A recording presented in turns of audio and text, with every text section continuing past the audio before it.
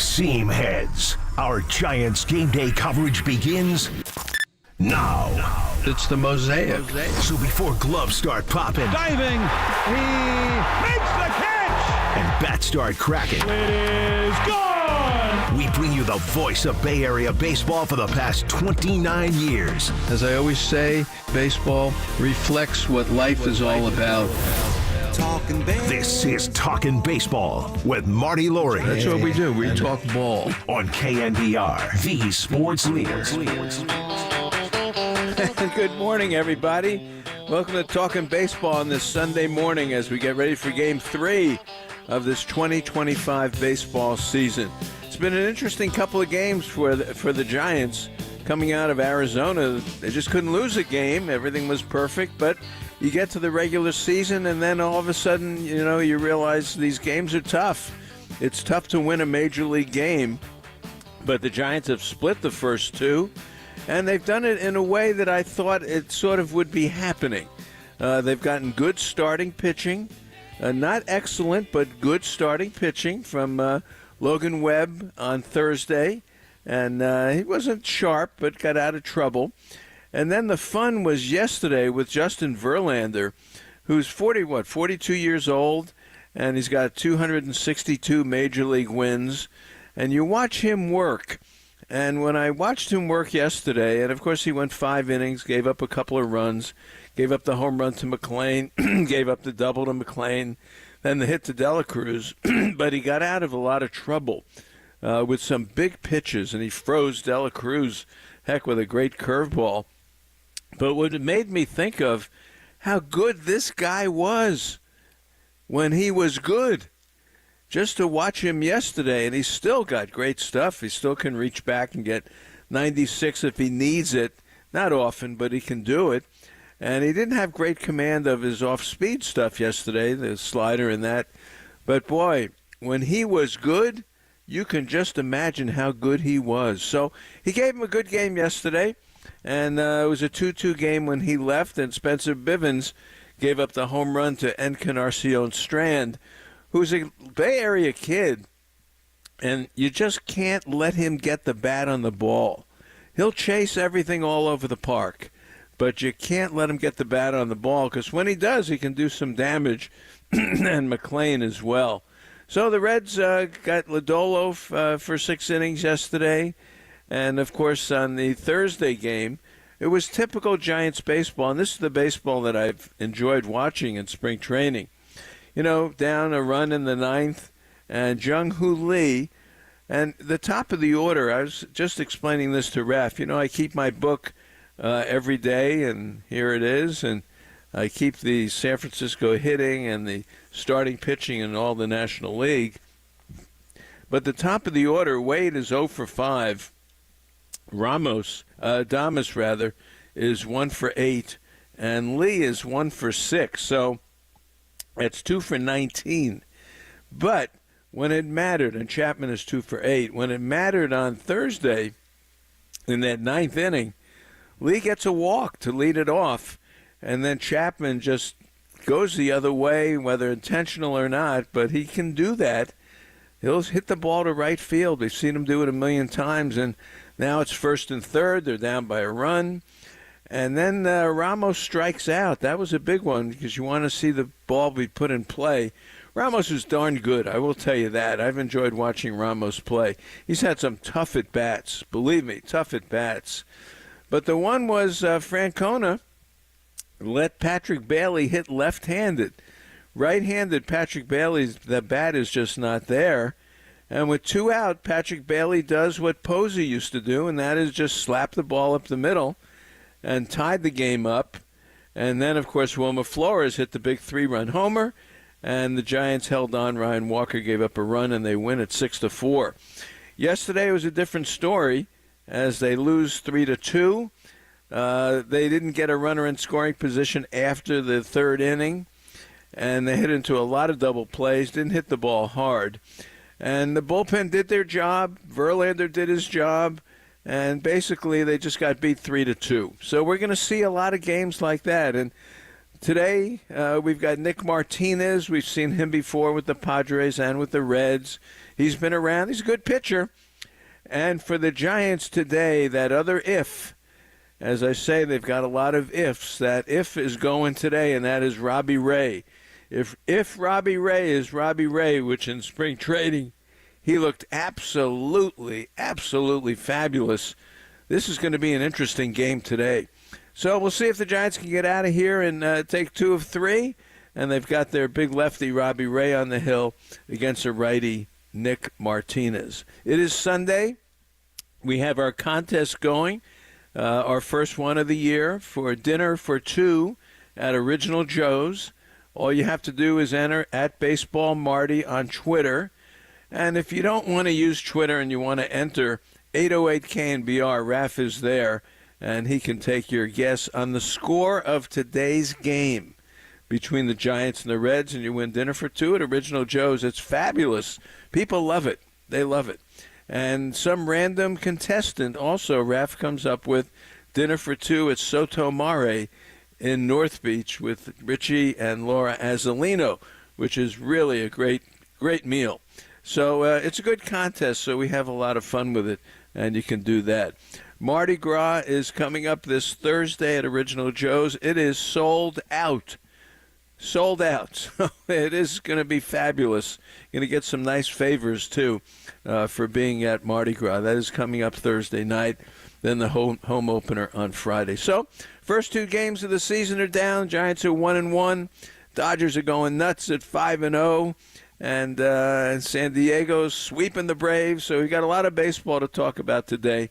We'll take a break and come back with Mark Simon, Sports Info Solutions, right after this. Talking baseball with Marty Lurie on KNBR 104.5 and 680, the sports leader. Fans Gene Bagato checked in from the Tides up in Bodega Bay, and he reports that with the beginning of spring, things are looking pretty good on the Sonoma coast. At the Tides Wharf, the freshest seafood available is being offered for guests to enjoy either in the restaurant or in the fish market to take home. Up at the inn, large, comfortable rooms with great views await, as well as the Bayview dining room featuring the special creations of the great chef Rennie Madrid.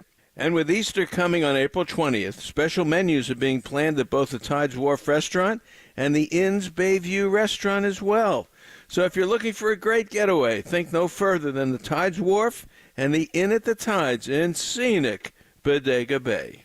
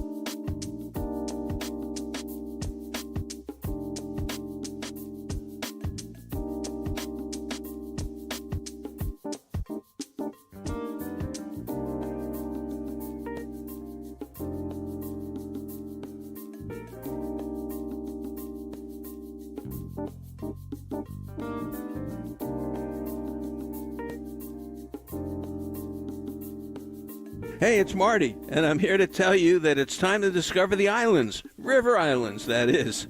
They're celebrating 10 years of bringing the good life to Bay Area homebuyers. Last time I checked, there are 25 model homes open for touring. They range from 3 to 7, yes, I said 7 bedrooms, and up to 4,500 square feet. Homes are priced, as usual, from the 600,000s to just over $1 million. Start your tour online at riverislands.com. Isn't it time for you to discover the islands? You know it is for me.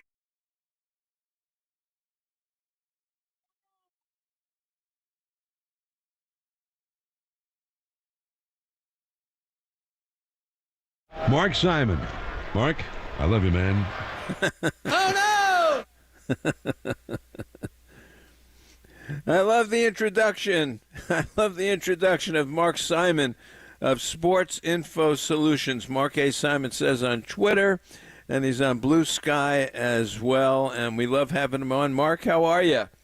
I'm good. I feel like for context for new people, we should explain that the Edwin Diaz theme music is because I grew up a Mets fan. The Oh No from Seinfeld is because when the Mets lose, it tends to be of an Oh No variety. I like Jerry Seinfeld a lot. And yeah, here I am again for another year. How's it going? It's going well. The first 2 games, the starting pitching was okay. Wilmer Flores is really the only hot hitter right now. But the Giants are 1-1. And there are a couple of things I want to talk to you about the Giants before we get into today's matchup. One is Elliot Ramos. And he's had some tough at-bats here the first couple of games. Deep at-bats and then doing some damage. For me, Ramos is a key to this lineup, and I think he's shown something the first couple of days. Yeah, it's nice to see the carryover from last year to this year. You know, the pitchers make adjustments from one year to the next against hitters, so I'm sure he will deal with that over the course of the season. One of the stats that I dug up for David, John, and the crews was that last year when Ramos started, the Giants averaged 4.5 runs per game, and when he didn't, they averaged 3.8. So that's a pretty sizable difference over an 162-game season. He's an impactful hitter. They hit a lot better when he's in the lineup, and part of that is because he hits pretty well. And the Giants don't have a lot of guys that can really drill the ball. So I think he's going to. He should be off to he is off to a nice start, and I think he should have a nice season too. Yeah, I like his at-bats. Now, he'll chase a little bit. He will. Yep. And he did have that strikeout on Thursday, and then Patrick Bailey bailed him out of it. But, yeah, I like the way he's playing, and I like what I see with Ramos. Yep. The other one is Wilmer Flores, and I have a listener, Rick Smith. Every time Wilmer Flores does something, I get a text from Rick Smith about Wilmer Flores. And I thought Wilmer was kind of washed up, but he's got the bat going again. And I'll tell you, he hit a home run yesterday. He turned on an inside pitch from Lodolo and just hit a laser out of the ballpark. Yeah, he must be healthy now. I know that there were certainly the issues last year. 4 hard hit balls for him in 2 games. Certainly nice to see. Certainly nice to see the magic of Wilmer Flores late in the game, which I think the Mets got used to when they had him, and the Giants certainly at various parts of his career. He was a tough at-bat late in games because he's not going to strike out often for the most part. And he gave them a high-leverage home run. Last year he had 1 high-leverage moment home run. This year he's already there. It was a 2-strike hit, which is nice to see from him. He's not going to be a superstar player, but he's a nice guy to have because he can play a number of positions, not necessarily well, but he can play them. And when he's locked in, he's a tough at-bat late in games, as we saw in the opener. Yeah, he's a tough at-bat. There's no question about it when he's healthy. Today, of course, starting pitching. First of all, I'll just touch on Verlander for a second. And, he was okay, but it made me realize when he was good in all the Cy Young years, man, he must have been just outstanding. He was like a Tom Seaver. Yeah, he has the history certainly behind him. I think that. So I listened to a chunk of the game yesterday. I didn't watch it. It seemed like he was fine. Like if you can get 5 and 2 out of him, you're not going to complain. The question is, can he do it 25 or 30 times, or is he going to do it like 15 times and break down like Max Scherzer broke down in his first start already? Yeah. I think that's the thing to watch for him is the health, because I think if he's healthy, the numbers will be there in a good way. Yeah, I was very impressed with the stuff and said, boy, when he was good, he must have been untouchable. And the A's know that as he knocked them out of the playoffs a few times. Mark alludes to Scherzer. He's got a bad thumb. The thumb is hurting him, and he says it's affecting his arm. So the Toronto Blue Jays shut Scherzer down yesterday. All right, today we have one of our if factors. If Robbie Ray is back, if Robbie Ray is Robbie Ray, the Giants can, have a very, very good rotation. And he goes today against Nick Martinez, a guy we've seen a lot. What do we expect from these two today? Yeah, so going to the if factor, I think I had said it a couple of weeks ago when I was on with you that in order for the Giants to have a shot to win the division, they need two pitchers to be Cy Young caliber, and that's Logan and Robbie Ray most likely. The thing to watch from Robbie Ray, one is last year when the fastball got hit, it got hit for home runs in those few starts that he had.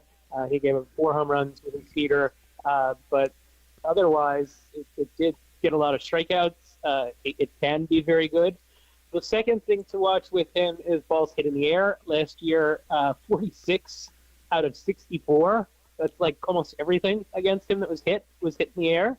And then the third thing to watch from him, he'd learned the changeup or relearn the changeup from Tarek Skubal in the offseason. Skubal had a terrific changeup last year for the Tigers, helped him win the Cy Young. Robbie Ray, at the very, very, very beginning of his career, threw a changeup and threw it a lot.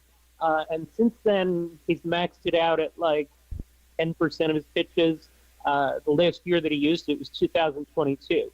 I'm curious to see if in his first start of the season, if he reintroduces it today, or if he's going to be a little shy with it, and we will see it a little later in the season.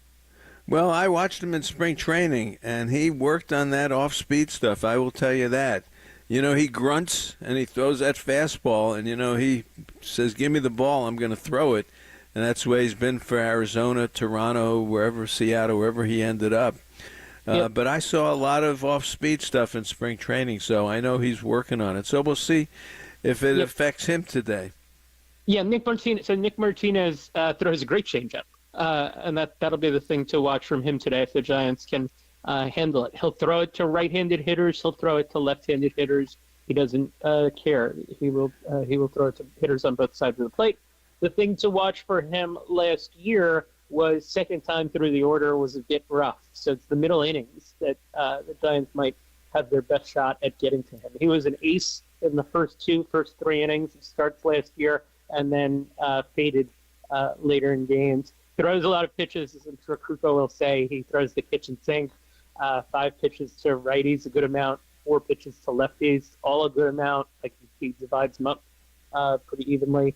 And he had a pretty good year last year for a team that's a bad defensive team in a tough ballpark. Threw a lot of strikes. That was certainly key to it as well. What do you think about the Reds? We talk about the great American ballpark. It's a small park, and we did see the ball travel certainly on Thursday and a little bit more yesterday. Strand knocked one out the other way. What do you think of that Reds team? Do they scare you offensively? So I gave them 80 wins this year in my preseason picks, which was, I think, 2 more than I gave the Giants. So I guess the answer to that would somewhat be yes, particularly Matt McClain, who we saw hit a home run yesterday, who's back after missing all of 2024 with an injury. He's the guy that can impact the game both offensively and defensively, a very solid player on both ends. The hitting-wise thing, what you were, I think, alluding to me is the question becomes, is Eddie De La Cruz going to be like a 300 hitter with 35 home runs, or is he going to be something different? Like last year, he had 259 with 25. If he's 330 and 60 steals and 800-something OPS, that lineup's going to be a lot tougher. And I think that's a key. They are a little weak at the bottom of the lineup, I think, in particular. Yeah. They're a little gettable there, and that's why I said 80 wins and not like 85, 86. I don't think they're a playoff team. Yeah, I agree. The end of the order is very vulnerable for them. You get down to the Fraley and the catcher. But Trevino, look, they got a major league catcher. You know, they've always had some catching issues. They did get him from the Yankees. Yeah, I did want to make that point. And it was kind of, it's overlooked because of what happened afterwards. But he got a strike 3 call in the 9th inning on opening day before the home run by Wilmer. Yeah, that was a really, close pitch. It was right on the border, and he got the call. And next to, if you rank pitch framers in baseball, Patrick Bailey and Cal Raleigh tend to be up near the top, but Jose Trevino is not far behind. He showed it to the Yankees the last couple of years.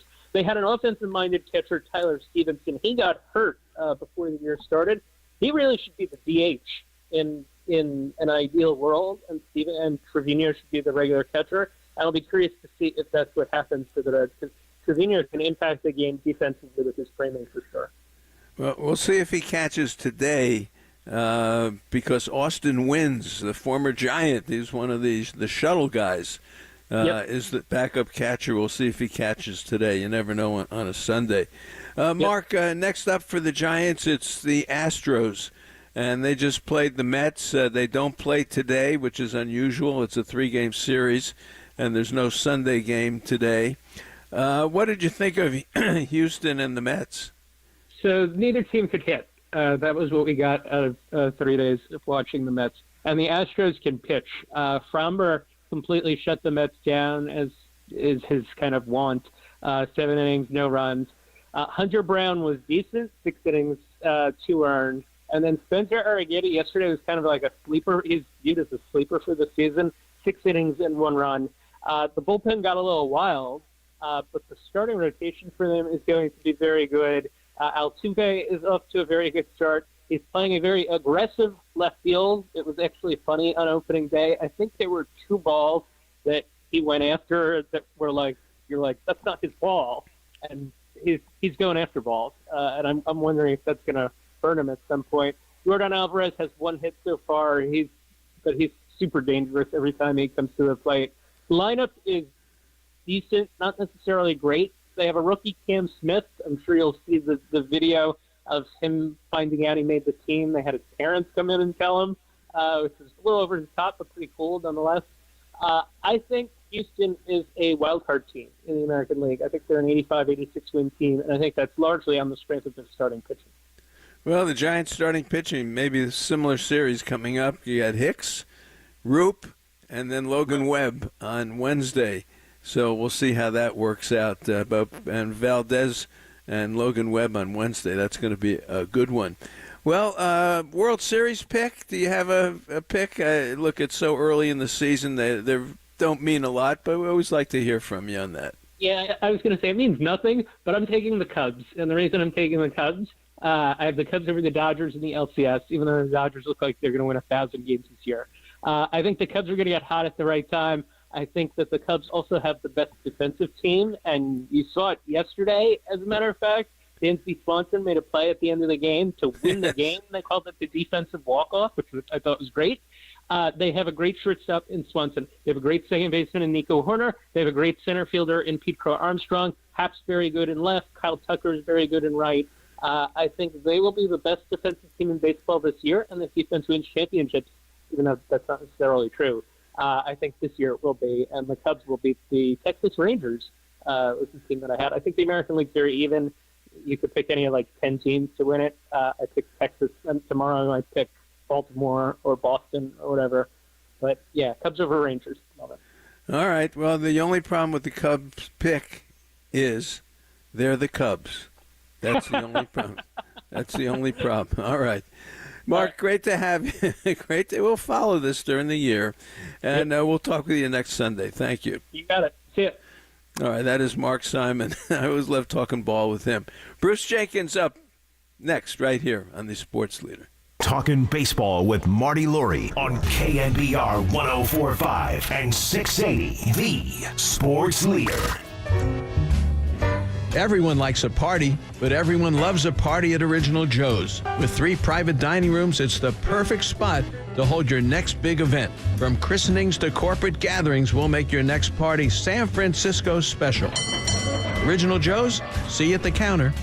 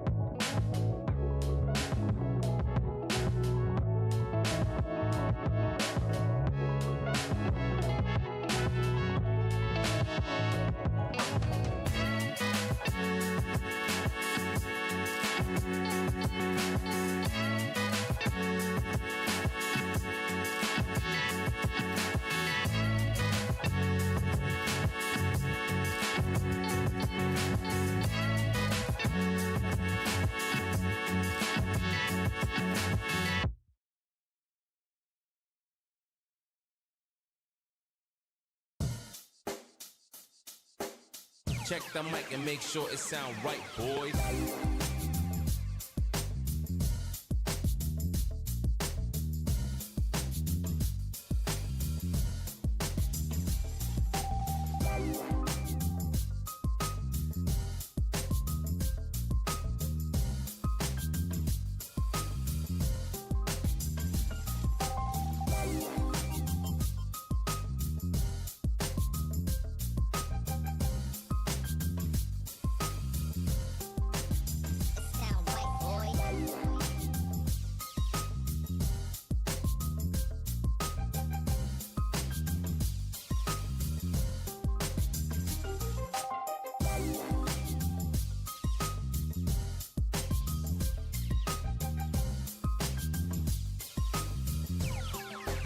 It sound right, boys.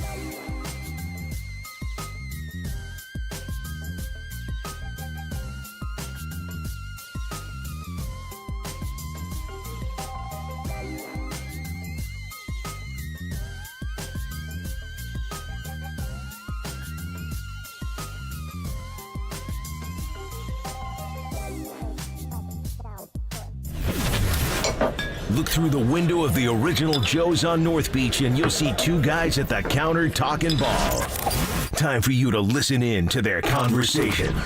Marty Laurie and the SF Chronicles' Bruce Jenkins are looking through the window of baseball. Sponsored by Original Joe's of North Beach and Westlake on KNBR 104.5 and 680, the sports leader.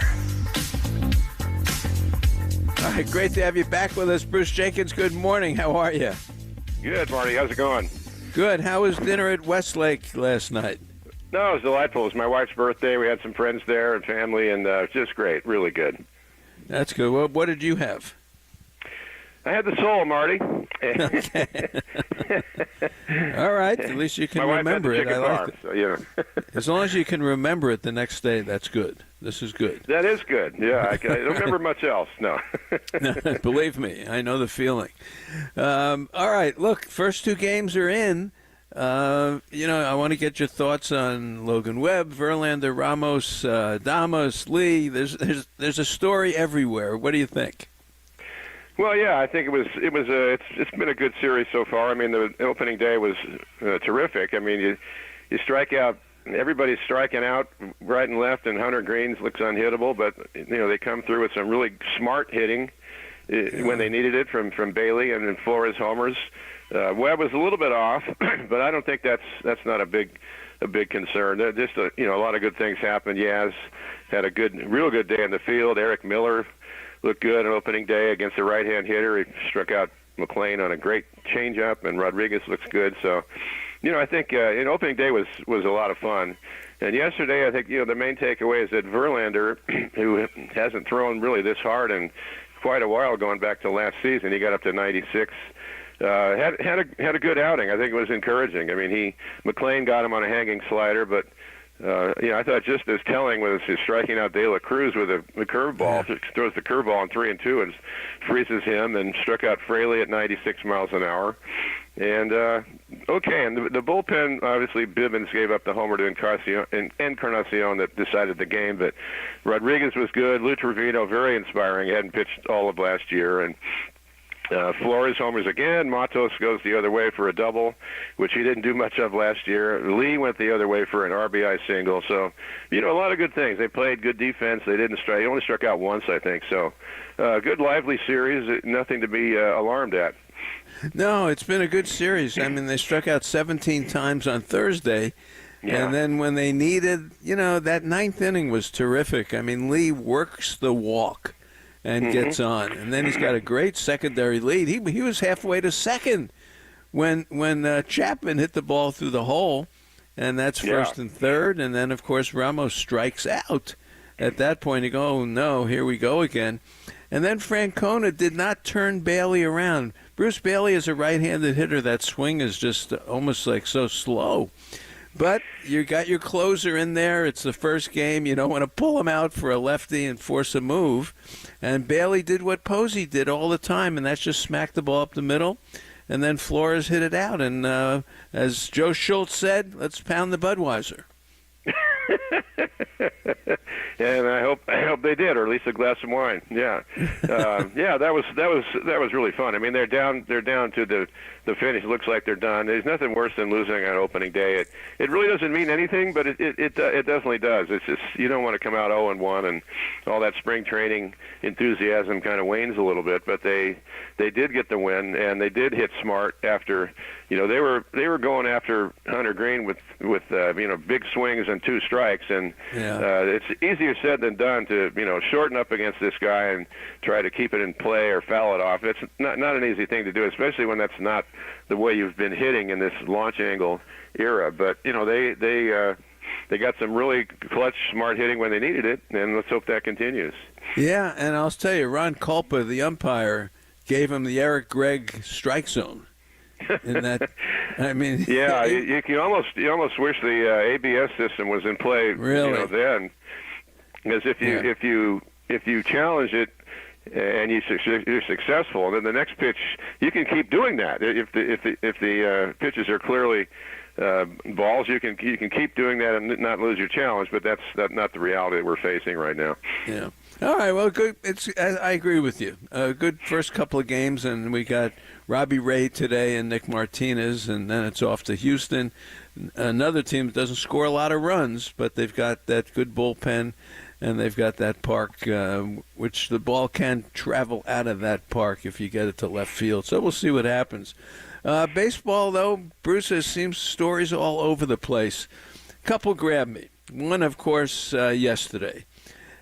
I've watched baseball for 70 years or so, consciously or more, and I've never seen the first 3 pitches of a game hit for home runs, like I saw with Yankee Stadium yesterday. And it's Goldschmidt, Bellinger, Judge, come on. And they knock him out, and who do they do it against? Their former teammate Cortez. How about that? Yeah, I don't think Cortez was too thrilled to be leaving the Yanks, and now all of a sudden they don't have Soto, but oh my goodness, they hit 9 homers, 20 runs. No, I don't recall anything like that. I haven't seen the stats on whether that had ever happened before. Maybe not, but no. They're going to slug. Bellinger, he's going to love Yankee Stadium. Left-hand hitter, Deadpool hitter.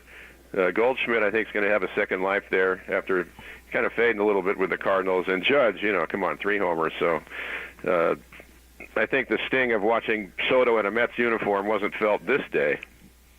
Well, but Judge had a slam, and 8 RBIs for him.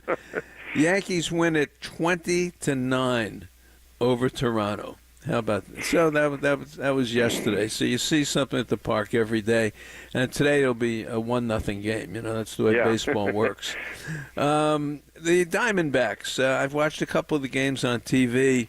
This Eugenio Suarez, Bruce, he's got 4 home runs already, and the Diamondbacks and Cubs having a good series. I don't know if you saw the end of it last night, but Dansby Swanson made a nice play at short, and Hampson, who was the runner, to tie the game up. Hampson makes a wide turn at third, and Swanson gets the ball and chases him back to third, and he gets there before Hampson gets back. I liked it. Yeah, that was great. And, Suarez, that was interesting. They were pitching him, rudely inside, 2 or 3, up and in, and he wasn't flustered at all. He didn't put the bat down or stare at the mound. He just said, "Well, okay," and he jacks a couple of home runs. That was very big. But Arizona's going to be good. They lost Montgomery, although he was a little bit sour with the organization anyway. They still have enough pitching to cover it. So, with Carroll and everything, they lose Walker, but they picked up Naylor, right, from Cleveland. Yeah, Josh Naylor at first base. Yeah, they're going to be. They're like the Giants. They've got pitching, and they believe in themselves. And you sure have to win, because I'm not sure the Dodgers are going to lose.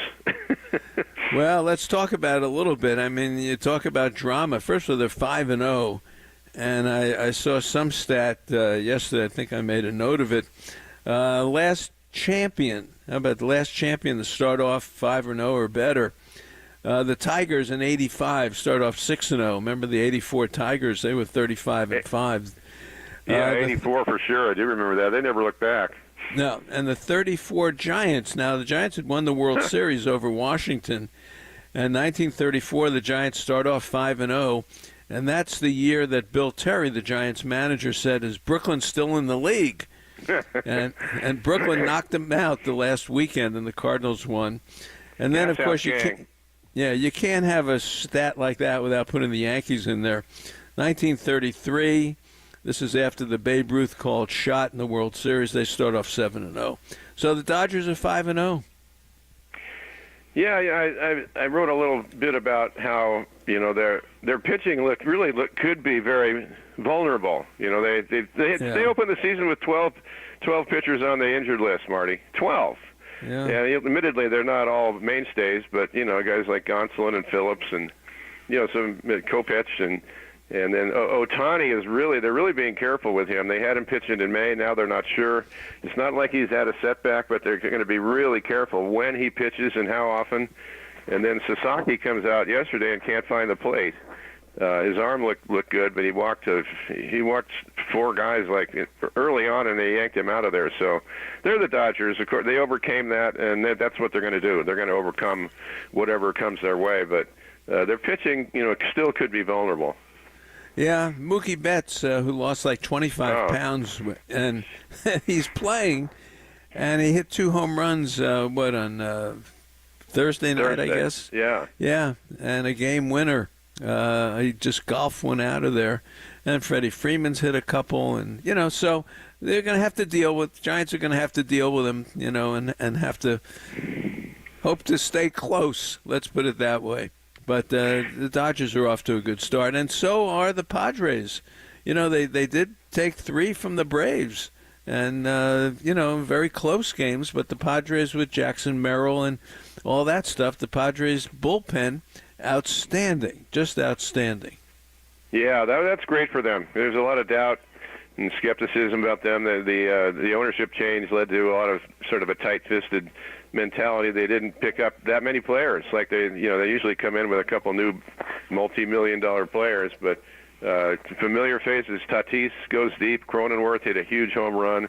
And like you say, the bullpen is extremely good, and they're really going to be fun to watch. The division is just delightful. Really, there's so much talent, and the Giants. I think the Giants are going to play all of them tough, including the Dodgers, which Giants tend to do that anyway. And it'll be great. Don't worry so much about how it's going to end, but how is the team doing, and are they playing smart? Do they believe, and they have the look of a team that's fun to watch? Yeah, pitching and defense, and so far, they just haven't hit at the top of the order or anywhere, and that's going to happen in a couple of games. So we'll see what happens today with Nick Martinez. Luis Ariz hasn't gotten a hit yet, Bruce. For some reason, I'm watching this.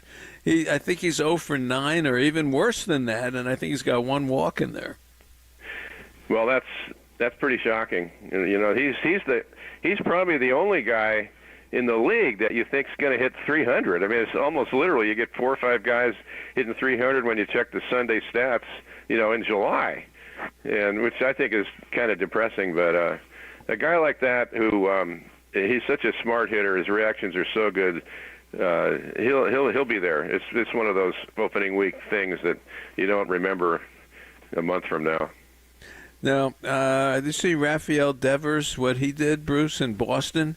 Boston is the trendy pick now. For the Red Sox. Rafael Devers, first 3 games, strikes out 10 times. That's the first time in Major League history that's happened to open a season. Well, he's not happy at all. I mean, when they got Bregman, he said, "Well, I'm playing third, so you figure it out." And he was pretty adamant about it. And they're trying to finesse that little crisis, and then he winds up being the DH, which he should be. I mean, come on, Bregman's one of the best, and they've got a kid Campbell at second base who's not going to give that up. He's got a bunch of hits already. Tremendous prospect there. And one of the reasons the Red Sox are picked so high, but. The Devers is not happy. Who knows what happens there? He's a really good hitter, but he's just out of sorts right now. Yeah, and the other one is the pitcher, this Garrett Crochet. I love opening day stats. We're going to talk about a couple of opening day moments in a minute. But Garrett Crochet is a lefty, and he is the youngest left-handed starter for the Red Sox on opening day since Babe Ruth in 1918. Come on. I thought maybe really. Bill Lee might have snuck in there. Or Mel Parnell or so. Right. Come on. Bruce Hurst. Yeah, Bruce Hurst. Bruce Hurst might have done it. Really? Somebody. Yeah. How about that? That's completely wild. I mean, that's always the thing about the Red Sox. You're not going to see many lefties, but what was that, 1918? 1918. Come on. That's crazy. Oh, the other one was Tanner Bibby. Could not pitch on opening day because he had food poisoning. And the big issue was he is like Jim Palmer used to eat the pancakes and Boggs with the chicken. He goes to Chipotle before every start. And he says he had food poisoning before he went there. But not good for the marketing. Well, no. If you go there every time, then it becomes a great promotion for them. This is the home of – this is Tanner's place here, and so even if he got it there, he doesn't want to admit it. I could think of safer places to eat every day, but what do I know? Really, but this is baseball. This is why baseball has the craziest stories in the world. Another one is Kyle Manzardo. Did you see this for Cleveland? Did not. He's got 4 RBIs opening day. He's a good little hitter. He's got a double, triple homer. The last to do that on opening day, Don Baylor in 73, and G. Walker from the Tigers in 37. But the one that got me, the 4 RBIs and on opening day for Cleveland, he ties Tris Speaker and Leon Wagner. Come on, the former Daddy Giant. Wags. Yes. Yeah, the Giants had him. Geez, they had so many outfielders. And, Wagner and Willie Kirkland couldn't break the lineup. They got Hank Sauer and Mays and Jackie Brandt and everything else. But the Alou brothers came in there. But I think a lot of Giants fans were hoping that old Daddy Wags stuck around. He had a good career. Oh, he was a great power hitter for the Angels as well. And he ended up in Cleveland. Yeah. Get your rags from Daddy Wags. That was the clothing. This San Francisco loved him. Yeah, he was great here. All right, just a couple of quick notes. On opening day, as Bruce and I talk about some of the oddities of opening day, Carl Tuffy Rhodes with the Cubs hit 3 homers on opening day, Bruce, and it was like he had a ski mask on. He looked like something out of the Dillinger movie. Not only that, he hit 3 off Dwight Gooden. For heaven's sake, it was Wrigley Field and the wind was blowing out, but that's just mind-blowing. I mean, the Mets are in town, playing at Wrigley, and this guy, wow, Tuffy Rhodes, well, he wound up hitting 13 for his career. By the end of that season, I mean, by the time the Giants saw Tuffy Rhodes in late May, he was already fading out of the lineup. He got a bunt single off John Burkett, and the following day, Sammy Sosa was in center. And then Glenn Allen Hill won that job. Tuffy Rhodes faded out in a hurry, but amazingly, he goes to Japan after a brief stint in '95 that didn't work out with the Red Sox. He goes to Japan.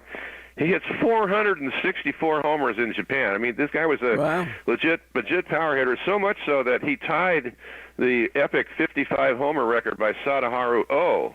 And he tied it late in the season, and he comes up against Sadaharu Oh's team. Oh is managing, and Oh won't pitch to him. He won't let him break the record in front of him. They walked him, they pitched around him, and everybody was up in arms. Even the Japanese officials said, this is not right, but Sadaharu Oh wasn't having it, and he wound up frozen at 55 and didn't make the Japanese Hall of Fame, Marty. Most homers ever by a foreign player, but he was a foreign player, and by God, we can only go so far with him. Wow, I didn't know that. I didn't remember any of that. Very good. Good knowledge on a Sunday morning. One last one, and that's Hank Aaron hit 714 on opening day against the Reds.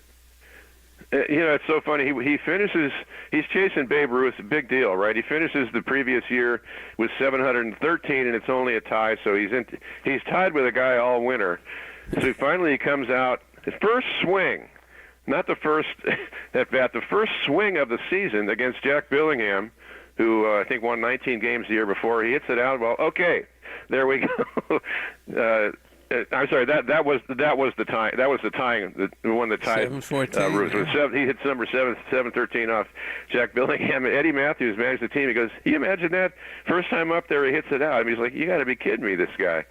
Yeah. So first at bat, and there was some talk there that back then. Well, we don't even want to play Hank in this series. We want him to break the record at home.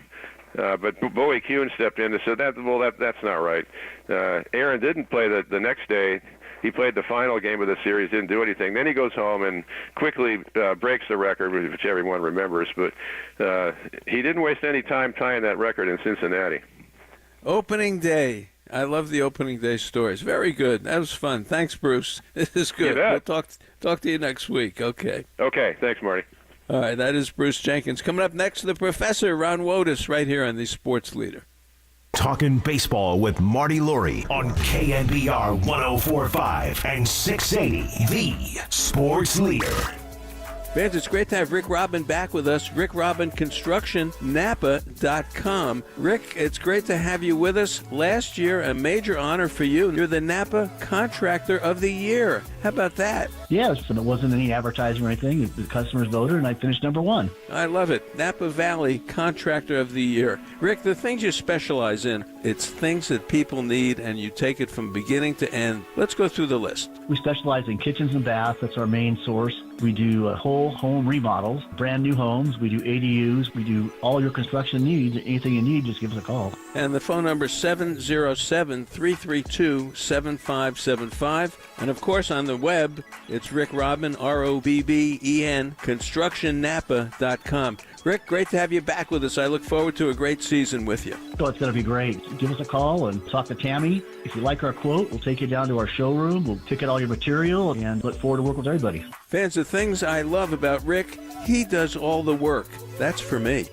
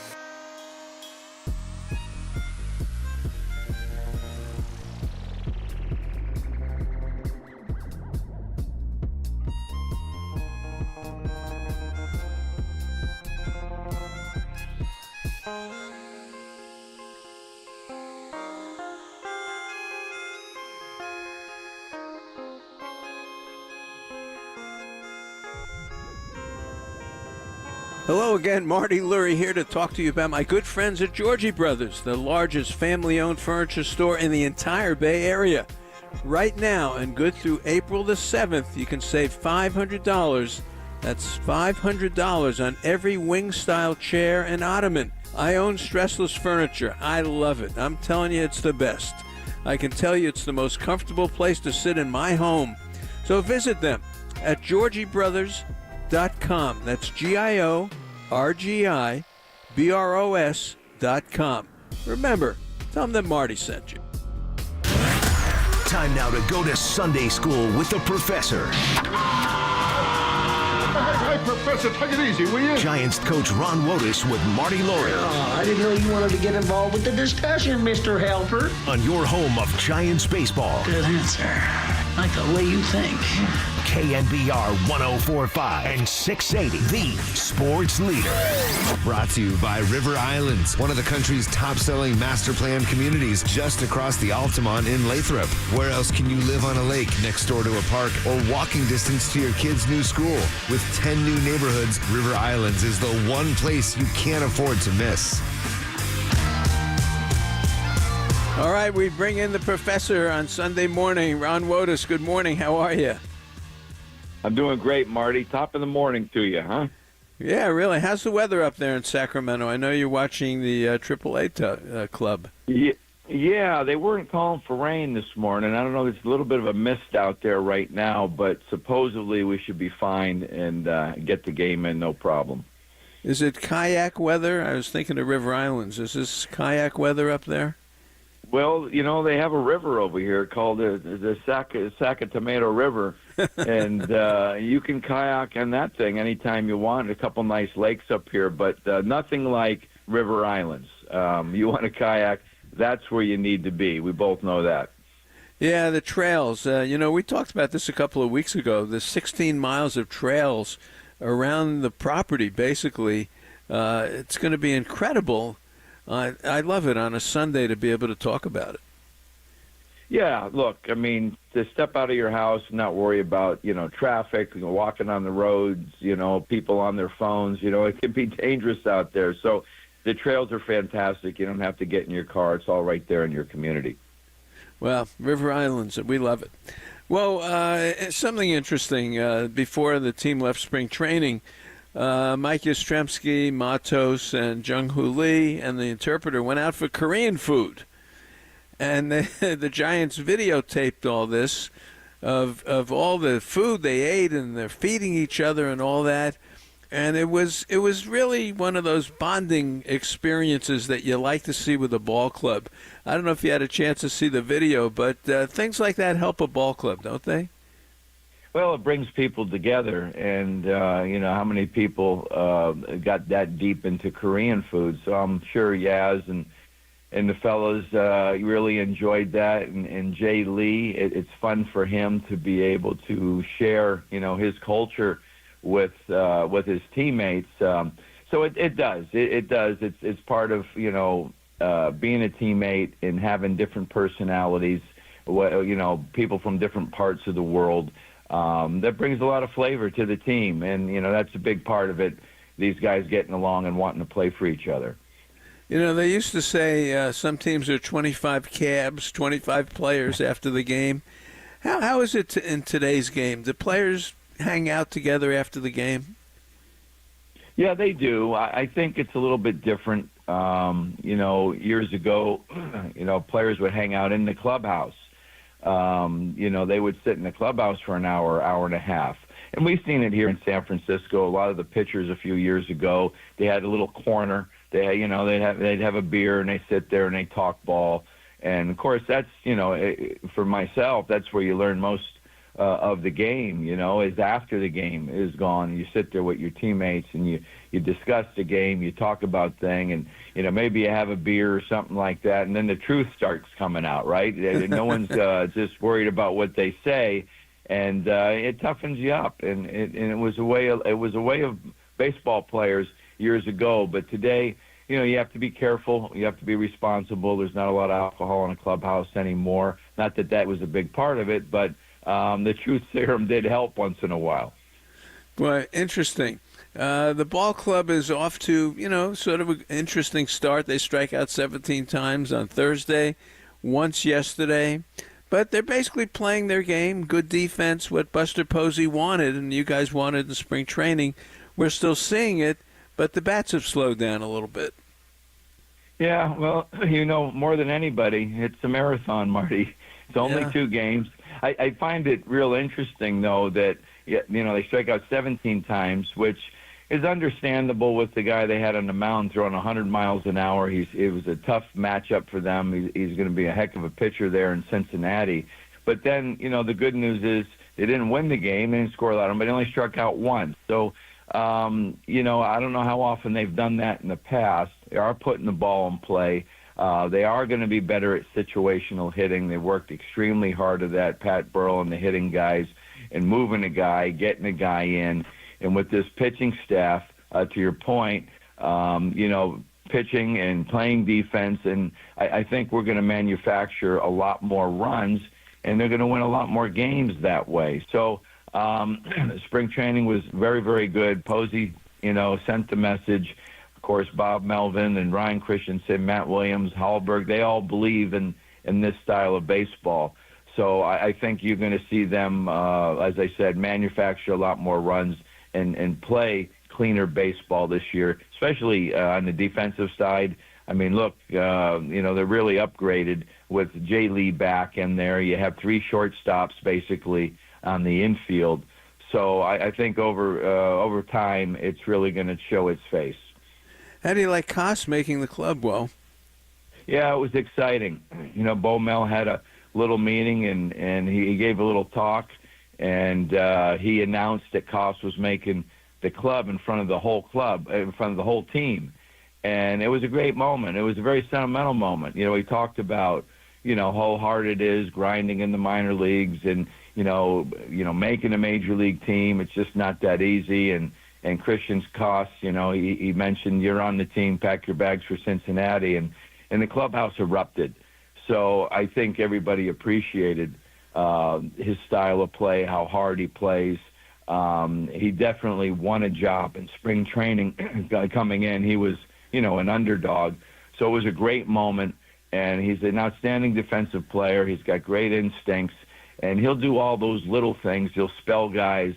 He'll pinch run, but his real strength is defensively, and he had one of the better offensive seasons or springs than anybody on the club. I mean, I think he hit close to 400 in the spring, so he definitely deserved it.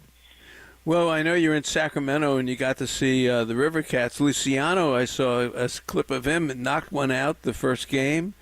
I have a book called The Greatest Minor League Teams Ever, and I'm looking at the River Cats with their starting pitching and everything they've got there. This could be a great minor league team. Can they lose a game?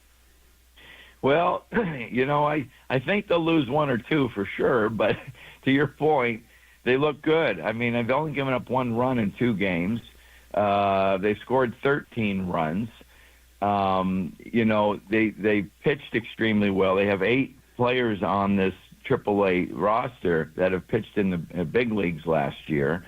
Wow. Luciano, yesterday he was 0 for 4 with a sac fly, but he hit the ball on the screws 4 times. He looked really, really good. He squared it up. And, one thing about this ballpark that your listeners are probably interested about is, it is kind of fair. Early in the year, it's cooler. The ball doesn't carry that well early in the season. But, of course, in the summer, when it heats up here, the ball's going to carry a lot better. But the ballpark has played nice. But the River Cats have the pitching. And, as we know, pitching wins games. So, they're playing really well. Has Seymour pitched already? I liked him in spring training. He was good. Yeah, Carson opened up on Friday night. He's getting better. His sinker, better command, attacking the zone, which was a big point of stress from J.P. Martinez about throwing strikes. He did that. And they all thrown well. Look, they've only given up 1 run. You had Tristan Beck played well. You pitched well. Carl Harrison pitched yesterday. Oh, yeah. How'd he do? Excuse me. He did good. Again, throwing strikes. His command was much, much better. He really found his rhythm in, the second inning, and he had quite a few punch-outs yesterday. So there's some good things going on over here so far in the first two games. Well, it made me think, you just said there's so many big leaguers on the roster.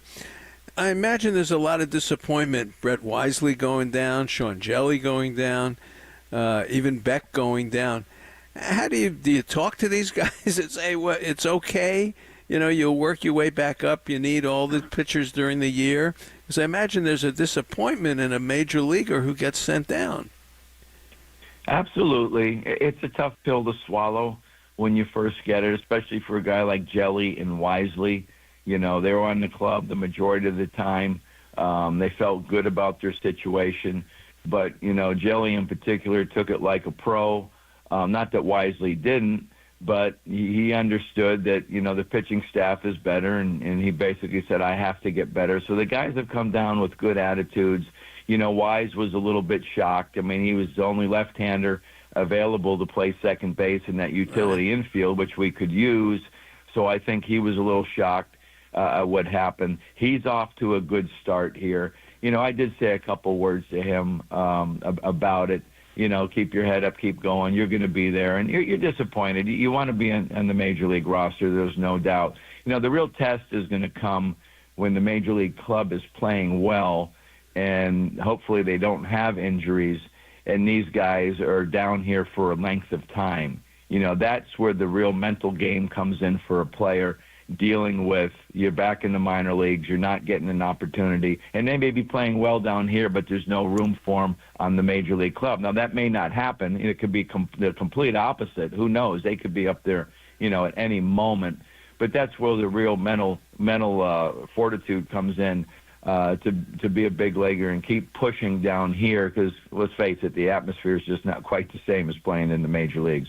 No, but you got to talk to them. You got to make sure they stay focused. It's very important. I'm glad you're doing that. Well, before we talk again, it'll be Friday, and that's opening day. Here we go, opening day for you again in the big leagues. How about it? Yeah, I'm very fortunate, Marty, very fortunate. Who would have thought when I was a young kid playing in the backyard that I would be able to do this for so many years. Looking forward to it. I know the club will be excited to get back home. They have a little celebration going on opening day on Friday. It should be a fun day as always. Hey, plus you get Verlander on opening day. He looked pretty good, bro. I'll tell you something. I'll end it with this.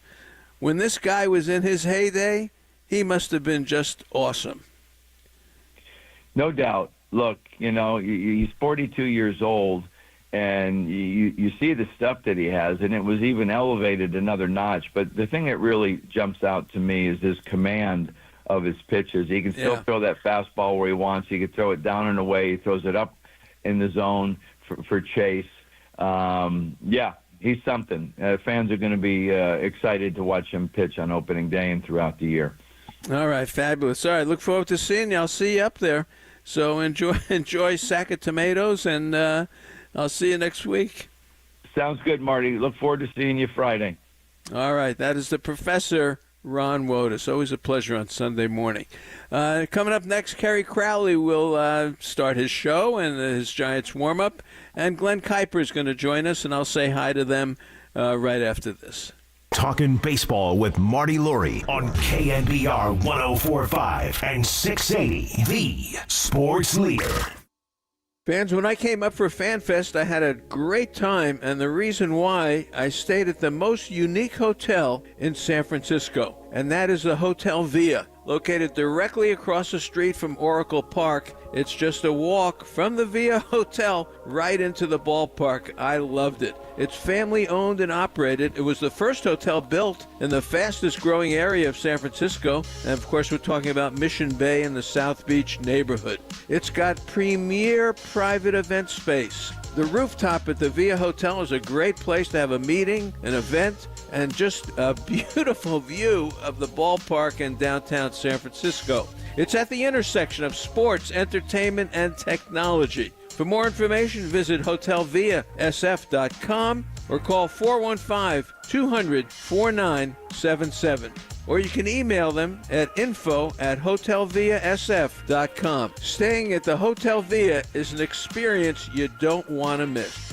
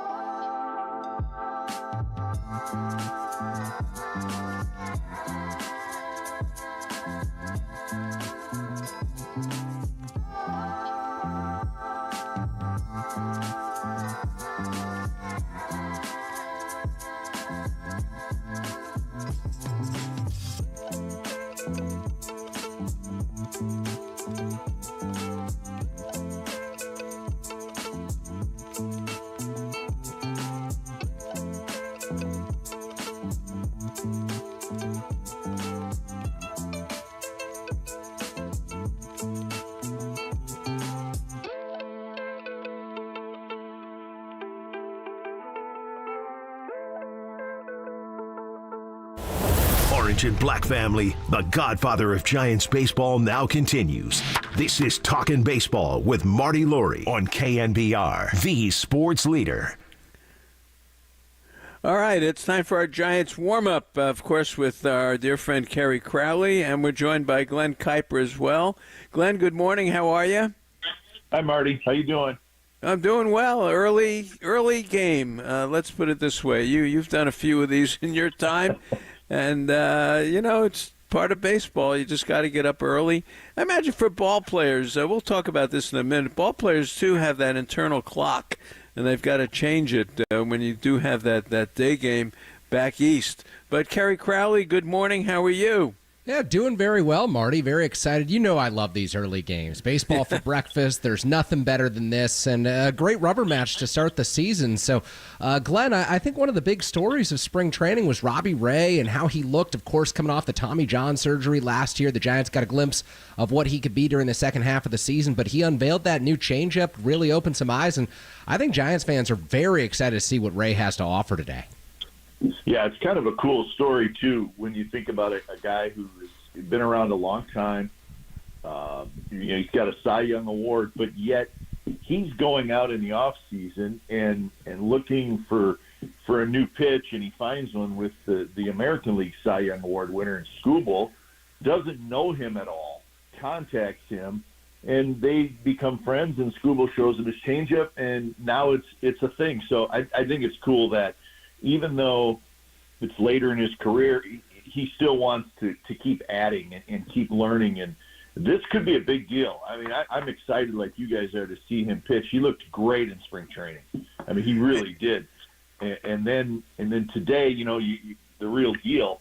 So I'm excited about this. And if that changeup is as good as everybody says it is, I mean, this guy could be terrific for the Giants. And not only that, Marty and Kerry, is you have him this year and you have him next year as well under contract.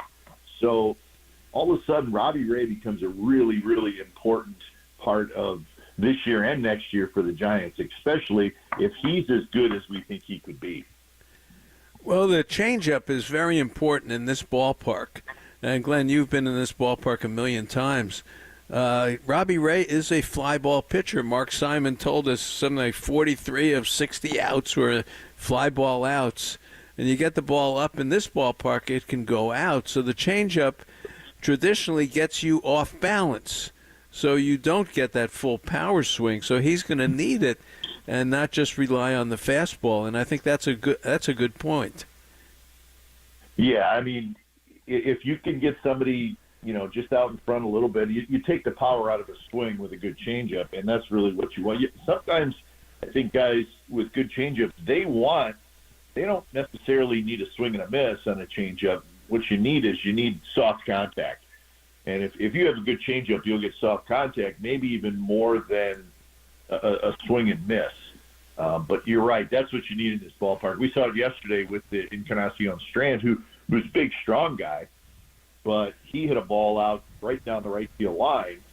So it is a hitter's park. There's no question about it. But you know what? Giants pitching has been good the first two games. It'll continue to be good, I think, all year.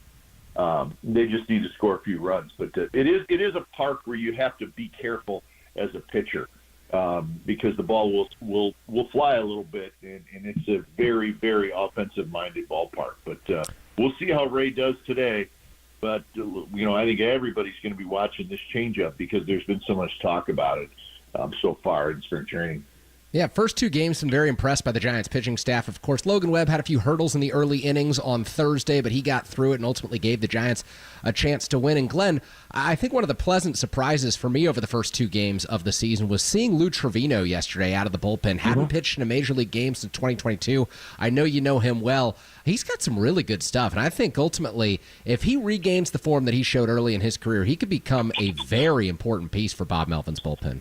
Absolutely. And, Bob saw him at his best. I saw him at his best. He was really, really good for about a 3-year stretch. First as a setup man for Blake Trinan on some really good eighth teams. So they had Trevino in the eighth, Trinan in the ninth, and they were pretty tough.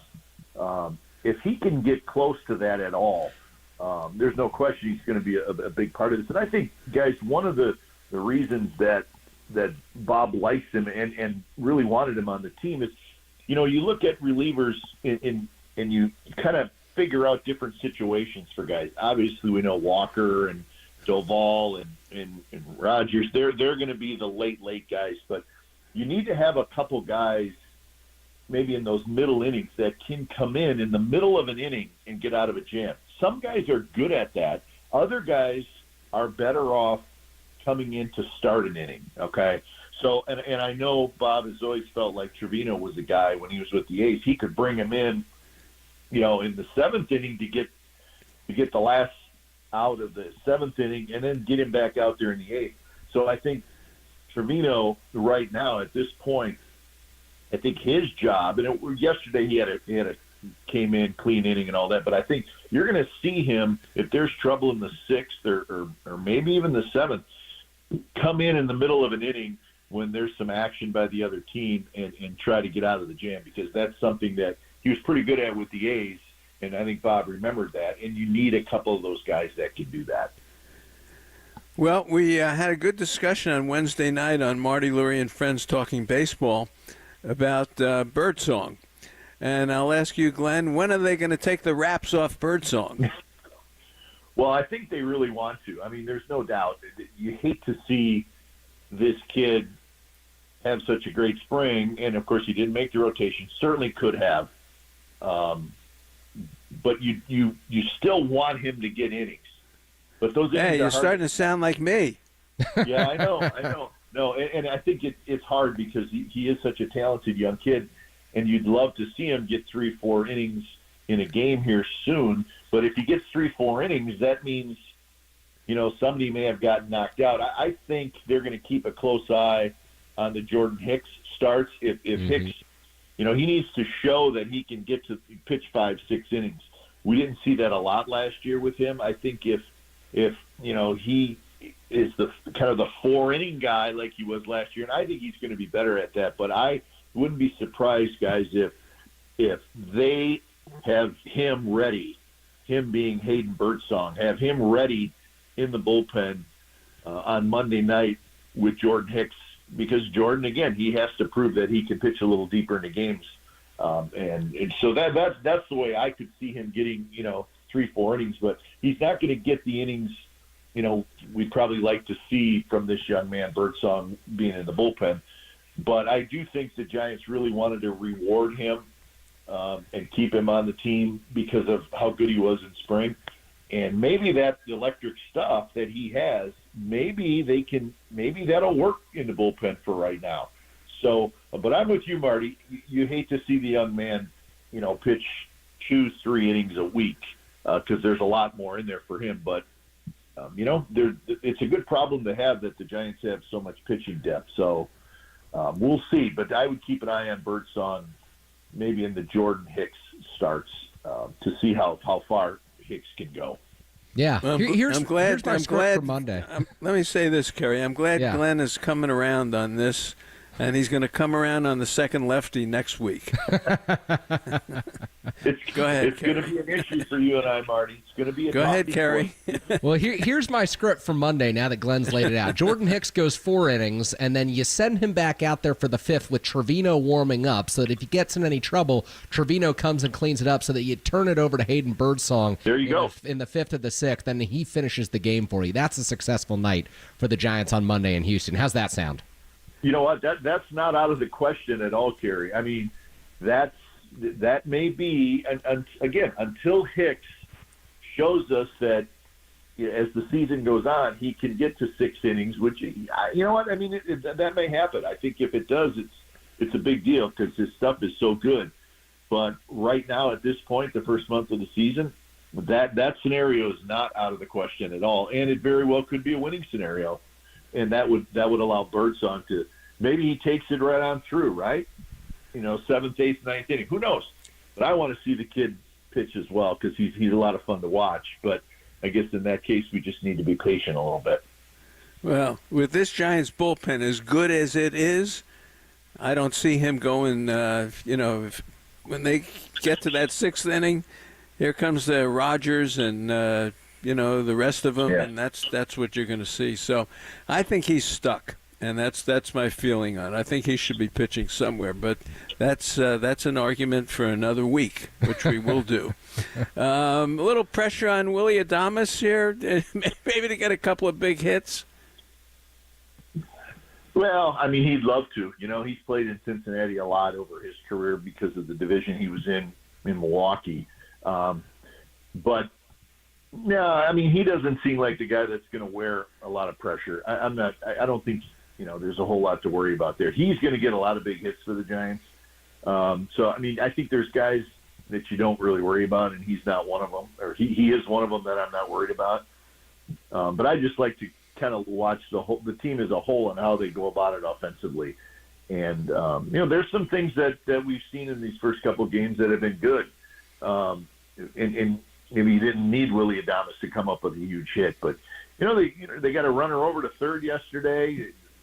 Matos had a leadoff double, got him to third. Jung-Hoo Lee drove him in with a hit. It's little things like that I think that we should keep a close eye on. And then the big hits will come from the guys that need it. Adames is such a terrific player. I wouldn't be surprised if he does something big today. So I guess maybe that's my prediction for today. Well, you bring up Matos. It's interesting because the Giants, I thought, would be going with the true platoon out in right field. Yastrzemski starts game 1. Matos starts game 2. They both pick up some hits. And then Matos gets the call today against Nick Martinez, the right-hander. So they're going righty on righty out there, which I think is interesting early in the season. Yeah, I guess I was a little surprised when I saw the lineup, and I was looking around a little bit to see if Yaz was at all banged up or anything like that. I have not seen anything or heard anything about that, if there was a reason. But, yeah, that was a little bit interesting. But, again, we all have agreed, and I think, Kerry, you feel the same way. They have to get Matos at bat any way they can. It's important. And Yaz is a really good player. I mean, he's really important to this team, and everybody knows that. I think his defense is awesome. I mean, you think of what he did opening day, threw out a guy at third, dove for a ball, but was able to keep it in front of him. Those are little things that I think turned out to be a big deal in that game. But somehow you got to get Matos at bats as best you can in the lineup, maybe 2-3 times a week. And I guess this was a chance, but good swings yesterday, and let's hope Yaz is okay and there's nothing wrong there. But yeah, that was a little bit of a surprise. But hey, again, it's a good situation to have. You have more good players than you can put in the lineup each day, so it could be worse, guys. Yaz 0 for 11 against Nick Martinez. There it is. Yeah, you may be right. That could very easily be the reason. And like I said, managers always have reasons for what they do. We may not always agree with them, but they always have a pretty good reason. And you know what, Marty? That may be it right there. It could be as simple as maybe it's just not great numbers against the pitcher, as that seems to be the case here. So. Yaz is going to play a lot. Matos is going to play a lot. And let's hope they get a lot of production from those two guys. That could be a big part of this season, of the success that we hope the Giants have. You guys like Korean food? I know where you're going with this. I love Korean barbecue. Did you see the video? Love it. Oh, yeah. Come on. Of course. The video was outstanding, feeding each other lettuce wraps, and they just didn't gently give it to each other. They shoved it at each, I mean, did you see this? Come on. I did, yeah. I thought it was great. I thought it was such a cool story about, what they're doing. And I thought it was cool for Yaz to say, I want to learn more about, a different culture, a different culture's food. And, I thought one of the parts that I liked about the story that was on the Giants YouTube channel was how, Yaz wanted to know, well, what's some of the etiquette that you use at the table? And one of them was, well, the oldest guy pays. So Yaz was like, oh, hey, thanks a lot there. I think the Giants ended up paying for it. But anyways, things like that where it's not just the food, but it's how does things like what kind of culture, who pays for it, and is there certain things you do at the table? that to me is a very much an interesting part of that whole story, as well as just the food part of it. Well, the three of us aren't going out together then. If Yeah, that's we the are. deal. Yeah, we are. We are absolutely. Not if that's Sign the deal. me up. I'm sorry. Gary, we're in, and we're going to order appetizers and everything. Is already Yeah. fine. Glenn, what kind? How many bottles of wine should we get? A lot. You know what? I mean, Sorry, Marty, guys. I'm done. It's just the way it is, Marty. Come on. All right. That's Gary, good. go ahead. You could take over anything. Yeah, Glenn, thank you so much for joining us this morning. Look forward to doing this a lot more this season. And, I know that you were down at spring training. Look forward to our conversations throughout the year. Absolutely. Gary, thanks for having me on. And the thing today is the Robbie Ray changeup. Let's all keep our fingers crossed that it works and he has a great outing. Yeah, absolutely. Absolutely. All right, Good see you stuff. guys. So have a good one, Glenn. And Marty, thanks. Robbie Ray's changeup. What do you think about this? Can this be the game changer for Ray in a Giants uniform? Yes, it can. Okay. He is so ready, Kerry. I saw this guy in spring training so many times, just in the clubhouse. And, he's just got there's no fooling around. He's got the look. When he's on the mound, you can hear him grunting on every pitch. And he needs that, he'll just bring the fastball. And eventually, he wears out. And that's why, he would go 5 innings and he'd have to get out. But with the changeup, he can get outs. And he can get easy outs, as Glenn said. So I think it's huge for him, because he is somewhat of a fly ball pitcher in this ballpark. Yeah. So I'm looking forward to seeing him. Verlander is fabulous, but, you need that number 2 guy. Yeah. And Ray has that ability to be that number 2 guy. And so this is a big start. Yeah, I'd like to see him do well, and I know he's pumped. And I go back to Adames. I know he's got a home run off Nick Martinez. I know he'd like to get something done today before going to Houston, which is another ballpark where it's not for some reason. I guess the reason is they got good pitching. But, the Mets and Houston didn't score many runs in their series. So the Giants have got to play their good defense and do the things that they did down in spring training and get the job done. And so I think today is going to be a close game, and I think Robbie Ray is going to be very exciting today. Yeah, a couple things that were on my mind that I just wanted to ask you about a little bit. So yesterday, Verlander finishes up after 5 innings. I thought Melvin should have gone to Trevino in the 6th. I thought that Trevino should have come in a tie ball game, and Bivens should have been held off until the Giants were losing at that point. What do you think about that? Well, Bivens is the somewhat long guy. So let's say you get a lead. Maybe you want 2 innings out of Bivens. It's early in the season. You got to get him some work. So they trust Bivens, and Trevino is more of a sort of a leverage guy, I think, in a tougher situation. So we're still feeling it out to see how Bob Melvin uses his bullpen. Look, Randy Rodriguez looked terrific. Yeah. In his 2 outings, he's looked really good. So I'm not sure how they're going to use people yet. Rogers got all the soft contact, ground ball to first base, ground ball to second base, as he always does. Walker came in blowing people away. Eric Miller was really terrific. This bullpen is strong. Yeah. It's strong. And they're never going to get Birdsong in. They don't need him. I'm telling you, they don't need him. And this guy should be pitching somewhere. I'm telling you, I'm right about this. Well, my thought is this. If they were going to use Randy Rodriguez yesterday, I would have gone Trevino in the 6th, Rodriguez in the 7th, and then Doval in the 8th. That's what I would have done, so that you don't have to use Bivens unless you start losing that ball game. That's what I would have done. All right. No, that's a good argument. Bivens is probably the least trusted of that whole crowd. Yeah. And look, that Encarnacion Strand, he'll swing at anything in the park. Yeah. He'll swing at a popcorn guy throwing popcorn to the fans. He'll swing at anything. Don't give him a pitch where he can extend and get the bat on the ball. This guy will chase. And Bivens gave him a pitch that he could reach, and he knocked it out. And that was the ball game. But look, they hit into 3 double plays yesterday. They didn't have a runner in scoring position since the 3rd inning. you're going to have to steal. You're going to have to put people in motion. If you're starting to hit a lot of ground balls, you're going to have to get out of that double play. And let's see what they do today with this, because Nick Martinez, he's a guy who doesn't give up a lot of hits or a lot of walks. So they're going to have to do something offensively today. Yeah. Well, that was going to be my question for you. 8th inning, Tyler Fitzgerald gets on. We all know he's the Giants' biggest speed threat, and you've got Ramos at the plate, so you're banking on extra bases, and Ashcraft is on the mound. I know that he's quick to home. He's got that very short arm action, so it's about 1.2, 1.3 to home plate, but I would have liked to see Fitzgerald go there, particularly after Bailey hit into the double play in the 7th inning. I'm with you. And I've said it to Fitzgerald. I said, when you get on, go. Marty Lurie, the Giants' 9th coach. Really? When you get a go, you use your speed. That's why you're here. And I think that was McClain made a hell of a play, didn't he, on the double play? It was a really strong play there. Yeah. McClain 4-3 double play.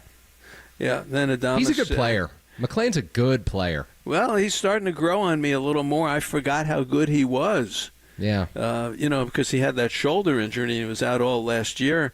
And I remember when he did get hurt, he got hurt just before coming to San Francisco. And I was up there that weekend, and I heard his press conference. And, it was very dramatic because he was having a great year. And he killed the Giants yesterday. I mean, the double off of Verlander and then hitting a home run off him. He's a good player. They're going to have to deal with him today. People talk about the Reds. The Reds don't scare me at all offensively. I mean, they really – I think they're very pitchable. I think De La Cruz, you don't want to walk him, make him put the ball in play. This Friedel doesn't really scare me at all. I like Friedel. Fraley. I like Friedel. Yeah. You do? Fraley doesn't do it for me, but I like Friedel as a leadoff guy. I think he's pesky. I think that he gets on base. I don't know. He's just kind of a gritty, top-of-the-order guy who fits that older mold that you used to see in like the early 2000s. That's maybe why I like him.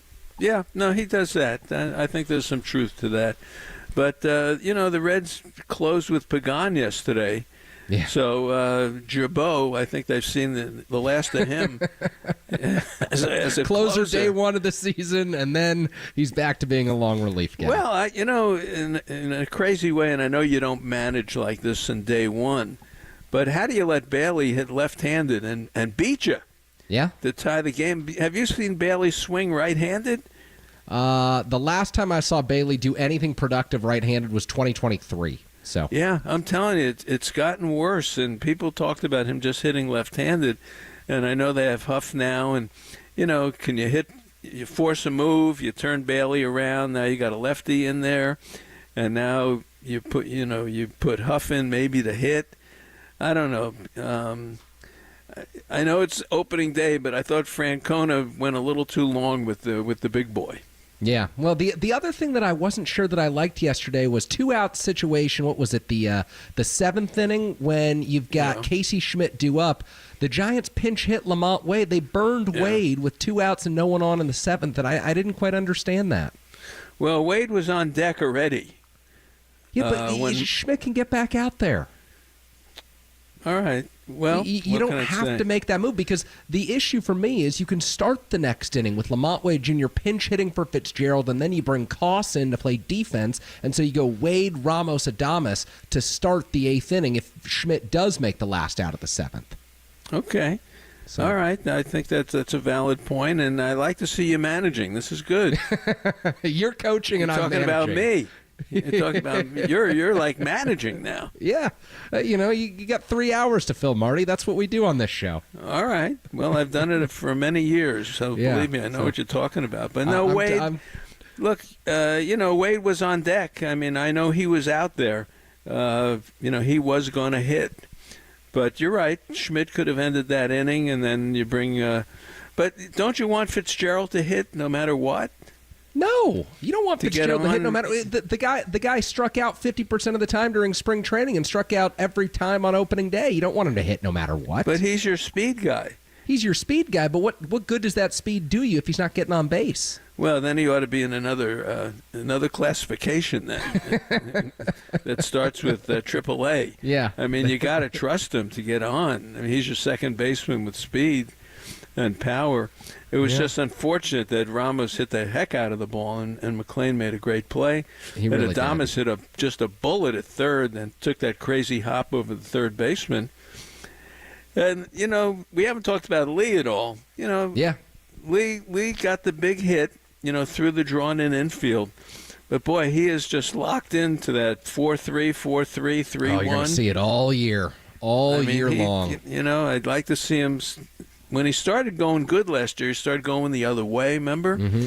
Oh, he yeah. started going to that 5.5 hole and hitting the other way. He's got to do a little bit more of that for me. Yeah, you know what Lee's missing a little bit, and I hate to say this, but he's missing a little launch angle. It's too he's hitting down. ground He's hitting balls. down on the ball. Yeah. Yeah. Yep. So. Yeah, Chapman will get hot, and Flores has played. Flores has got a nice swing right now. Yeah, he does. He's got it's locked nice in. It swing looks, right it now. looks 2023 second half. It's a good swing. And Ramos, he gives you those deep at bats. He will chase a little bit, but he gives you that 10, 11 pitch at bat, 8 pitch at bat. He's done well. I love Ramos. I think Ramos is going to have a big year. I do too. So good stuff this morning, Marty. I love this. I love our Pleasure. Sunday morning conversations, and can't wait to do it next Sunday when the Giants take on the Seattle Mariners at home. First homestand of the season. You'll have Verlander on Friday, opening day. Love the conversation with Woe. So thank you for this.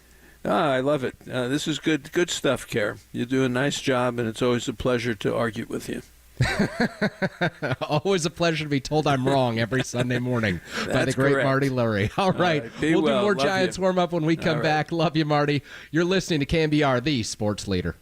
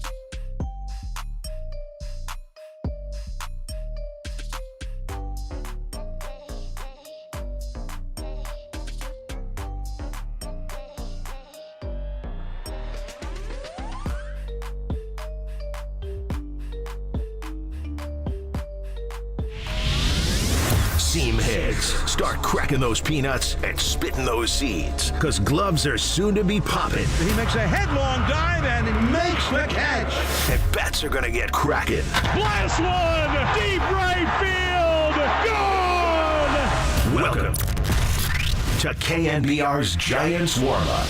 Way back there! Goodbye! On the sports leader. We are back. What's going on, folks? Kerry Crowley hanging out with you, getting you set for Giants baseball. Coming your way, first pitch at 10:40 a.m. Pacific time. This morning, it's baseball for breakfast. Giants and the Reds rubber match from Great American Ballpark in Cincinnati. It's time to give you your starting lineups for both of these squads this afternoon. Taking place, of course, 1:40 Eastern time, as Cincinnati, Ohio, in the Eastern time zone. So here's how Bob Melvin will line things up for your San Francisco Giants. Lamont Wade Jr. back in the leadoff spot, still looking for his first hit of the season. He'll play first base today for the Giants. Willie Adames batting second. The shortstop, he had his first hit of the season on Saturday afternoon with a rocket over to third base that bounced over the head of Espinal and into left field late in that ball game. Jung-Hoo Lee hitting third and playing center field for the Giants. Those back spasms seem to be behind him as he'll start his third consecutive game to open the season. Matt Chapman, the cleanup man, playing third base for the Giants. Elliot Ramos out in left field today batting fifth. Wilmer Flores, who's been hot through the first two games, 2 home runs, he'll hit sixth and be the designated hitter. Luis Matos, an interesting decision to start today for Bob Melvin. We'll touch on that in a moment. He hit seventh and plays right field. Sam Huff, season debut, the backup catcher to Patrick Bailey. He's behind the plate this afternoon, and Tyler Fitzgerald will hit the 9 spot in the order playing second base. Here's how Terry Francona will line up the Cincinnati Reds. It's Matt McLain, who was a thorn in the Giants' side on Saturday. A double, a home run, great double play that he turned as well. 4-3 unassisted double play. Excuse me, well, there was the assist over at first base, but Matt McLain made the play himself up the middle, didn't need the help of Ellie De La Cruz. He'll lead things off for Cincinnati. Santiago Espinal out in right field, moving up to the second spot in the order after a big day at the plate in yesterday's ball game. Ellie De La Cruz batting third. He had the big RBI knock against Justin Verlander. He bats third and plays shortstop today for the Reds. Christian Encarnacion Strand, the cleanup man, playing first base, coming off the game-winning home run that he hit off of Spencer Bivens in the 6th inning in Saturday's ball game. It's Heimer Candelario playing third base and batting fifth. Spencer Steer, the designated hitter, he'll hit sixth today for Cincinnati. Gavin Lux, the former Dodger, out in left field for the second consecutive afternoon. He'll hit seventh today. It's Dunn out in center field for the Reds. He'll bat eighth. And Austin Wins, forever Giant Austin Wins. Remember his tenure during the Farhan Zaidi era? He's the catcher today, and he'll hit ninth for the Cincinnati Reds. It's Robbie Ray on the hill for the San Francisco Giants, and Nick Martinez, former Padres right-hander who had a nice year last year with the Reds, ultimately signed the one-year $21.05 million qualifying offer with the Reds last offseason to remain in Cincinnati. It was a relative surprise that Martinez was even extended a qualifying offer, but he ultimately signed it and will remain in Cincinnati. He had a great year a season ago, 10-7 record, a 3.10 ERA, career best mark.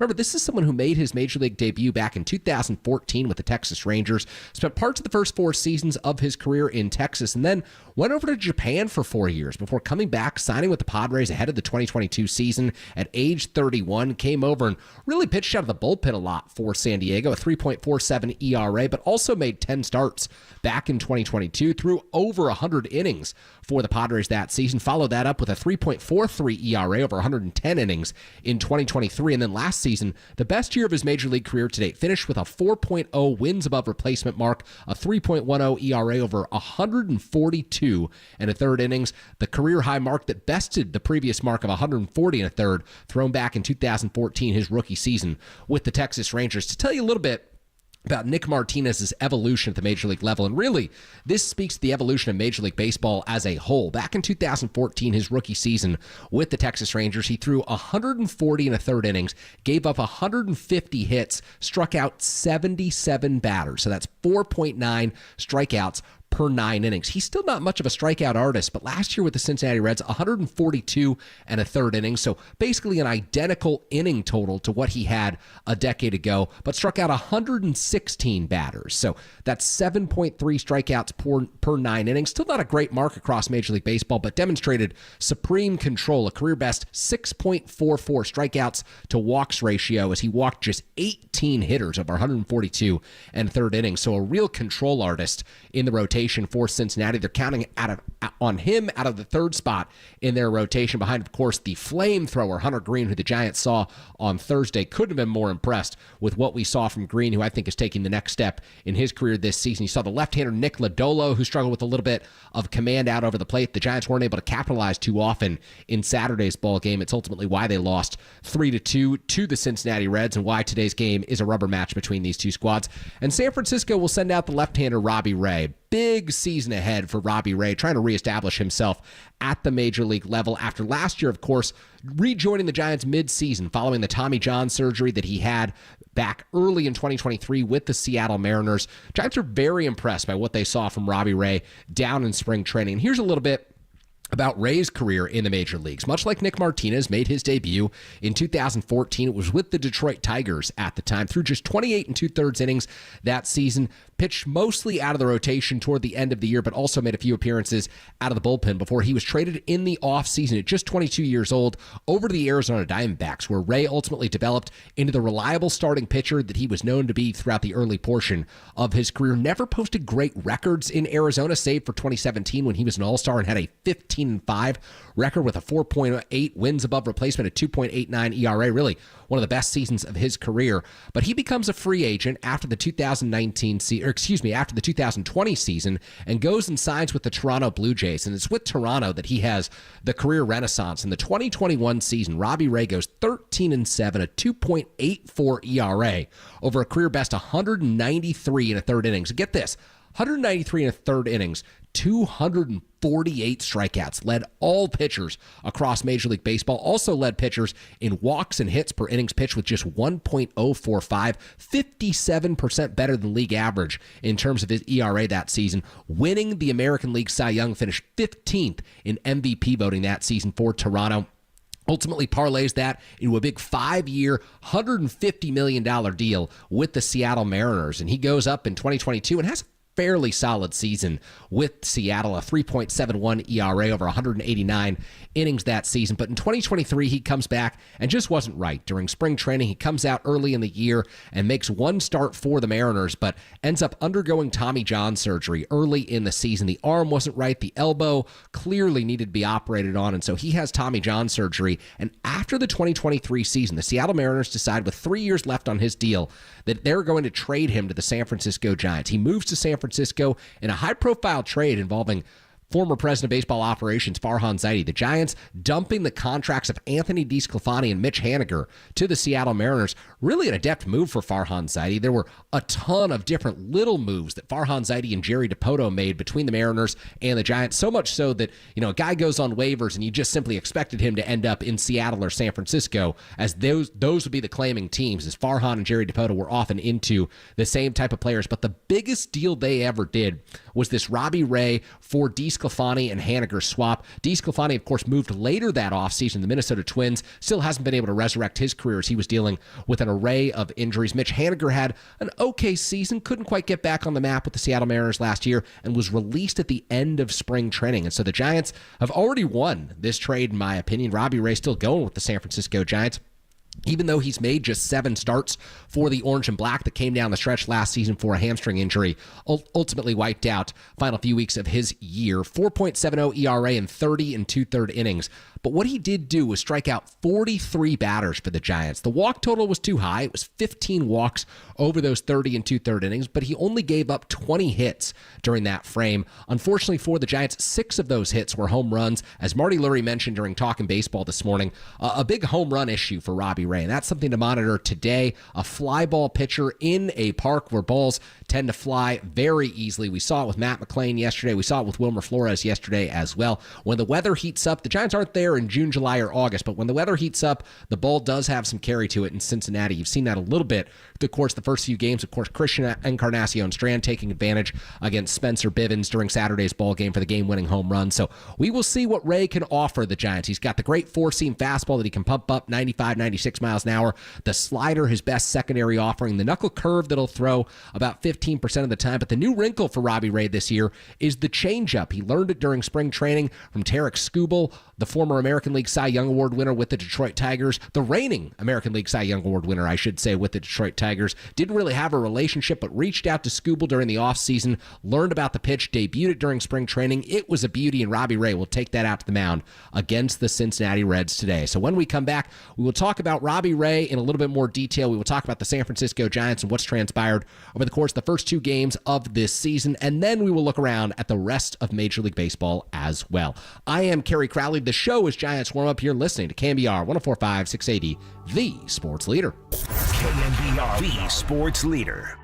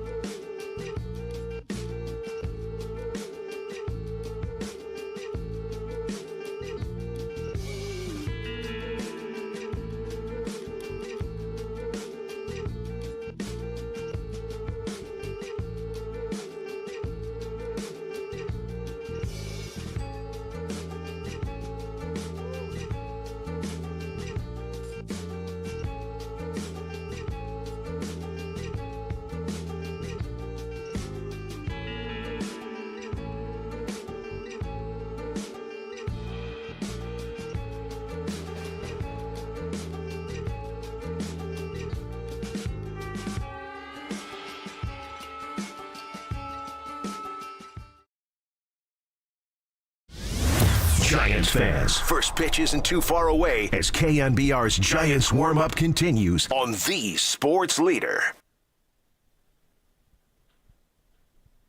All right, Kerry Crowley back here with you on Giants warm-up, getting your set for Giants baseball coming your way from Cincinnati. First pitch, 10:40 a.m. Pacific time.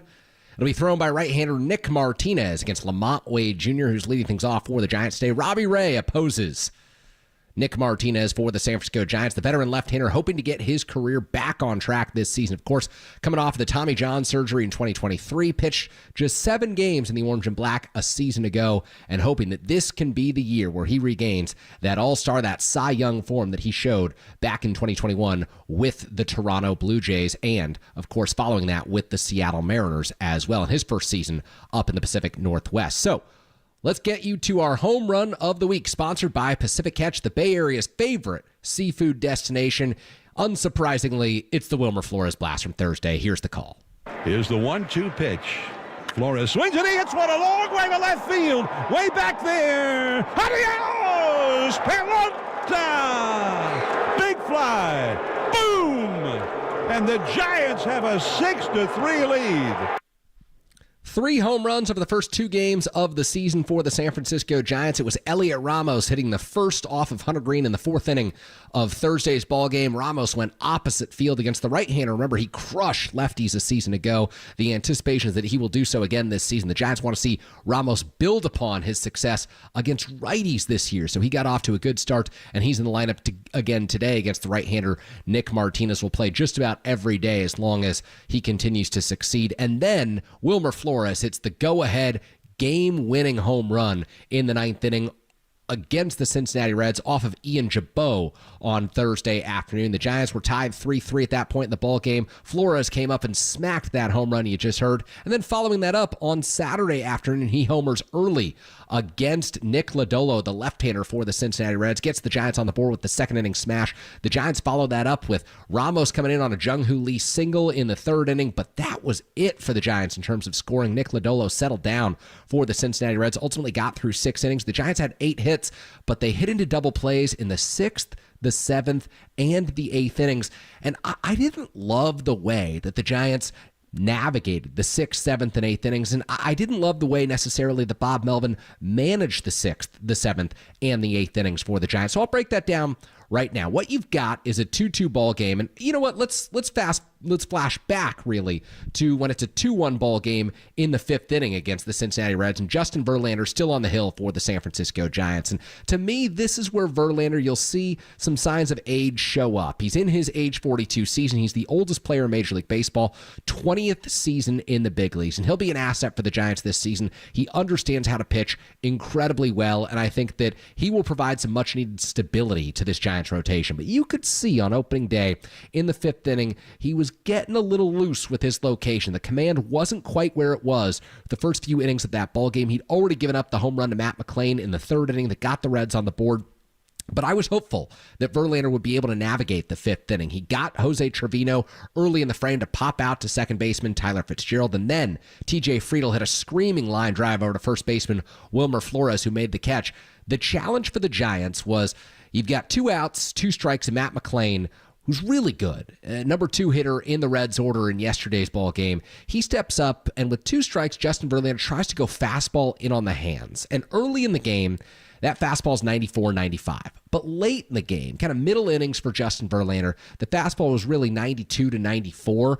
And the fastball that he wanted really inside off of the plate, if you're asking me in terms of where that ball should have been, it kind of strung out 3 inches over the plate. It was just a hair off of the location that Verlander was targeting, but McClain, such a good hitter, he inside-outs that ball and hits it out to right center field. Jung-Hoo Lee tracks it down, but there was no way that Lee was going to be able to cut it off and hold McClain to just a single. So in that situation, you've got runner on second base and Ellie De La Cruz coming to the plate. And this is where Bob Melvin down in the bullpen with Justin Verlander through 4 2/3 innings, he's got Lou Trevino warming up. And I think that this is an important thing to keep in mind when you start to think about the next inning. Justin Verlander is going to get the opportunity to face Ellie De La Cruz for the 3rd time. And remember, Verlander had made De La Cruz look silly with the slider that he'd thrown him early in the ball game to strike him out. That was really one of Verlander's best pitches in yesterday's game. So The at-bat to De La Cruz starts, and Verlander goes fastball 95.8 miles an hour. He's reaching back. He goes up and in, and De La Cruz swings right through it. Then he goes curveball, and this, to me, was a great offering. Curveball off the inside corner,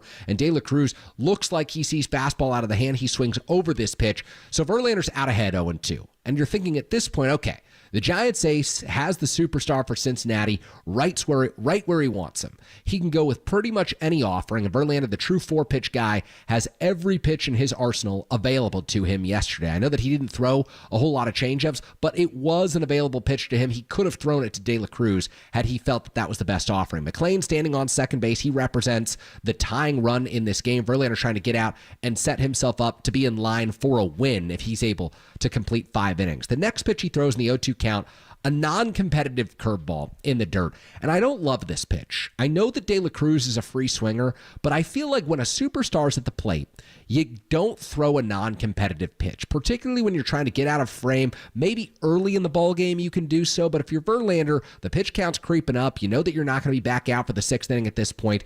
At least in all likelihood, you're not going to return for the 6th inning. I say you go and attack him. And that's not to say that you don't throw the curveball. It's not to say that you don't even target a ball for that curveball. You can go below the strike zone. I just felt like Verlander missed his location by a little too much, throwing that pitch in the dirt. De La Cruz was not tempted to swing, and so he throws that curveball in the dirt, and then comes the 4th pitch of the at-bat. And I really liked this offering. It was a slider off the inside corner, but it was a tempting pitch to De La Cruz. A 1-2 count. I think that the slider was the right offering because he gotten De La Cruz to swing through that pitch earlier in the game for strike 3. And when you throw it off the inside corner, chances that De La Cruz, a left-handed hitter, is going to be able to do damage on it, not very good. In all likelihood, you're going to get a ground ball over to the first baseman. You're going to get a ground ball to the right side of the infield. You're going to get out of that frame. But unfortunately for Verlander, De La Cruz had seen that pitch earlier, and he made the adjustment, so he wasn't tempted to go after it. And again, it misses a little too far off the inside corner for De La Cruz to really think about offering. So all of a sudden, an 0-2 count with a runner on second and 2 outs becomes a 2-2 count with a runner on second and 2 outs. And this is the mistake that Verlander makes. In this situation, if I'm Justin Verlander, and again, I am just a novice here sitting here talking on the radio, talking about one of the greatest pitchers in baseball history, one of the best to ever do it, 3-time Cy Young Award winner. I still would have preferred Verlander go up above the strike zone with the fastball because I don't want De La Cruz to be the guy who beats you. You've got McLean on second base, but first base is open. And as long as McLean's on second base, it means that if you walk De La Cruz, he can't steal. Sure, a ball to the gap, you're down by 2 runs, that's going to hurt you. But I feel like Verlander's in the situation where he could limit some damage, and instead he throws a curveball that catches way too much of the plate, and De La Cruz goes down to get it, and he sends it into right field for the game-tying single in that situation. And I really wish that this curveball was either below the strike zone and a 3rd consecutive ball to De La Cruz that would have maybe tempted him because it would have been close to the strike zone, or if he'd gone fastball, again, in, up, on the hands, that would have been tough for De La Cruz to get around on because he'd proven to open that at bat. The 95.8 mile per hour pitch that he threw, he still had some of that velocity at his disposal. So maybe you're sitting 94, 95, but again, when you change the sight lines the way that Verlander had done, he'd gone 3 consecutive pitches low in the zone. I would have liked to have seen the fastball up high, and of course, De La Cruz does damage with it. He sends it into right field, does a really nice job with that pitch. All of a sudden, tie ball game, and De La Cruz is standing over on first base. Now, Justin Verlander does get Gavin Lux to pop out to end the frame to shortstop Willie Adames, but remember, at the beginning of this inning, really, as soon as Matt McLean got on base, the Giants had Lou Trevino up in the bullpen, and so it's a 2-2 ball game as they head to the 6th inning. The Giants don't score in the 6th. And in that bottom of the 6th, you know that Justin Verlander's not coming out of the game. Bob Melvin decides to sit Trevino down, get Spencer Bivens up, and have Bivens throw the 6th inning with the Giants in a tie ball game. And I don't love this decision, in part because I think Trevino is the better pitcher at this point in his career. He had the better spring training. He's got better command. I didn't love going to Bivens in a tie ball game. Had the Giants been losing 3-2, 4-2, then I understand the equation. And you say, okay, Bivens get us 3 to 6 outs, somewhere in that frame. You're going with the guy who's probably at the bottom of your bullpen hierarchy. You're going with the guy who's expected to be a long man for you and isn't going to throw in too many tie games or games where you ultimately hold the lead. But instead, Melvin decides he wants to save Trevino's bullets, keep him in the arsenal for later in the ball game, and he sends Bivens out to the mound. And I think this ultimately hurts the Giants because Bivens goes out for the 6th inning. He strikes out Heimer Candelario on a beautiful slider, I believe. That was the pitch that he got. It was a cutter. It was a cutter that he struck out Candelario with on the 7th pitch at the at-bat. But then Christian Encarnacion Strand comes up, and this is a guy with a ton of power. Bivens throws him a sinker on the 5th pitch at the at-bat, catches way too much to the plate, doesn't sink, and it's high in the strike zone, and Encarnacion Strand inside outs it out to right field, and that puts the Giants down 3-2. And that's ultimately your ball game right there. The Giants don't come back. They don't score in the late innings, but by bringing Bivens in, the Giants subjected themselves to having, in my opinion, the worst reliever on the mound. If you're picking between Bivens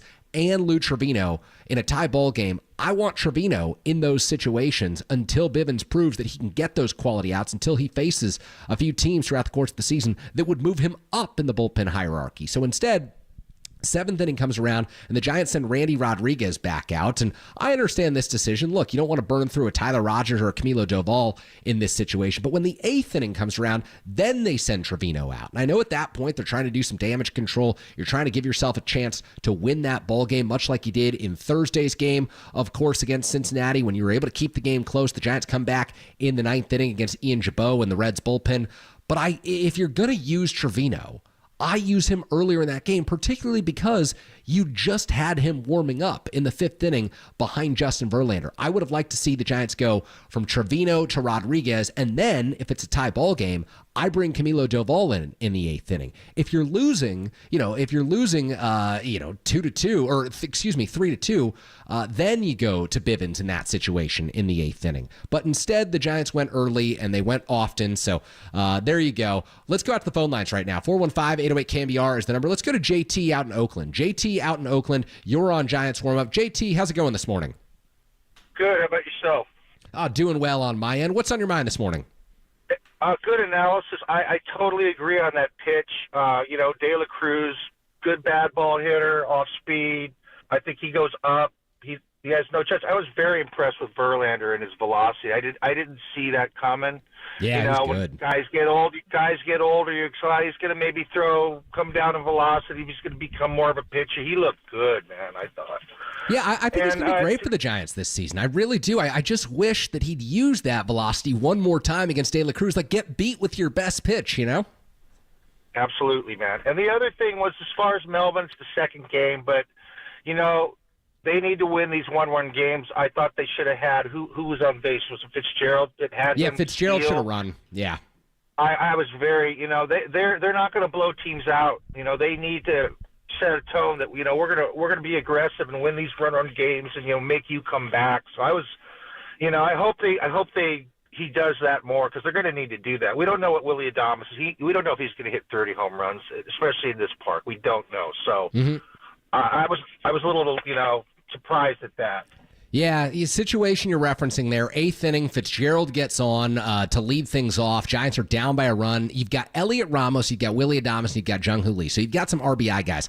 Graham Ashcraft's on the mound for the Cincinnati Reds, and I understand that this guy's as quick to home plate as anyone. But one of the things that we expect from the Giants this season is, like, when Fitzgerald gets on, when Grant McCray, who's not even at the Major League level, but when he comes up and he's at the Major League level, these guys need to go. If the Giants are going to win 85, 86, 87 games this year, JT, in my opinion, they're going to have to win 60 to 70% of these 3-2, 4-3, one-run ball games that they play that are low scoring. And they started off the season by losing one of these one-run ball games on Saturday, and I think they could have taken matters into their own hands by having Fitzgerald go in that situation.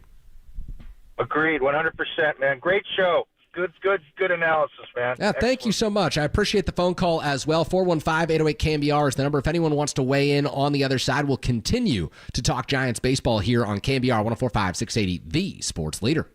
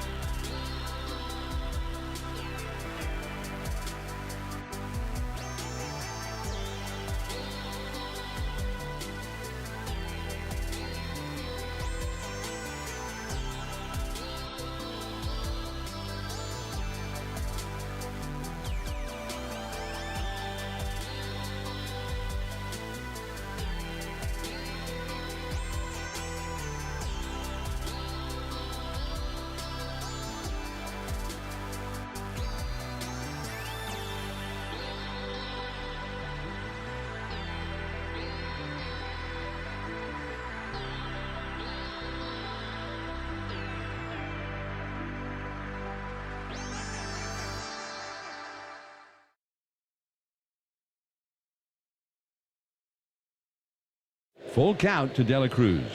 Gavin Lux, another left-handed hitter on deck. 3-2 pitch. Curveball right down the middle. Strike 3 called. That frozen. And Verlander has had a great curveball, one of the best for a long, long time. Our KNBR Giants warm-up keeps rolling on the Sports Leader.